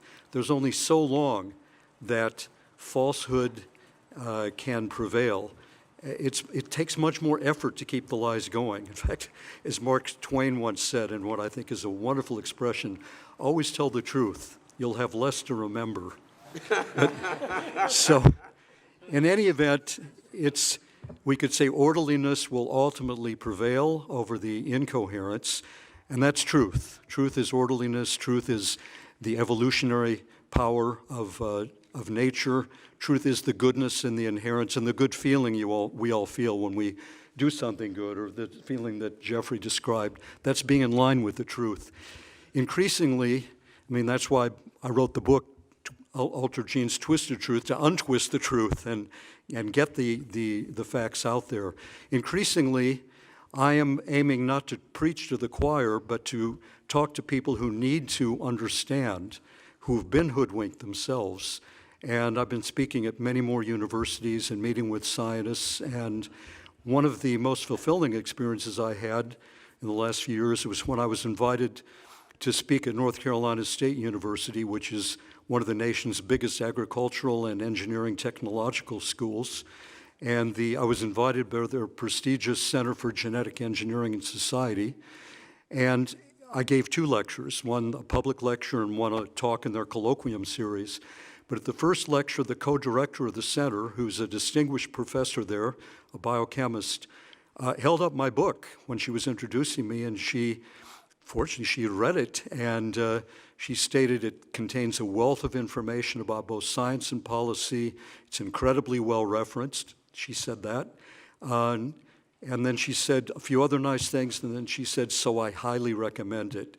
And that was very heartwarming, and I got a nice email from another member of the center afterwards thanking me for challenging them, because he said too many of our students, our faculty and our students, have too readily accept the claims of the biotech proponents, and you dealt with this in a respectful scientific manner based what you said on evidence, and you were open to counterclaims. And so again, these things are hopefully having an effect, and eventually, within the scientific and academic community, there will also be a tipping point and a sea change, and I think we need that to go along with the grassroots as well. So we're all working in our own ways, and it's a great privilege to be with all of you and with all of you. Thank you so much.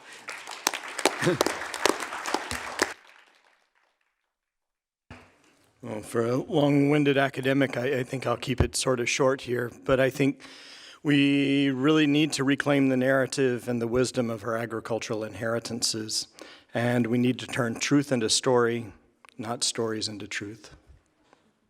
Thank you.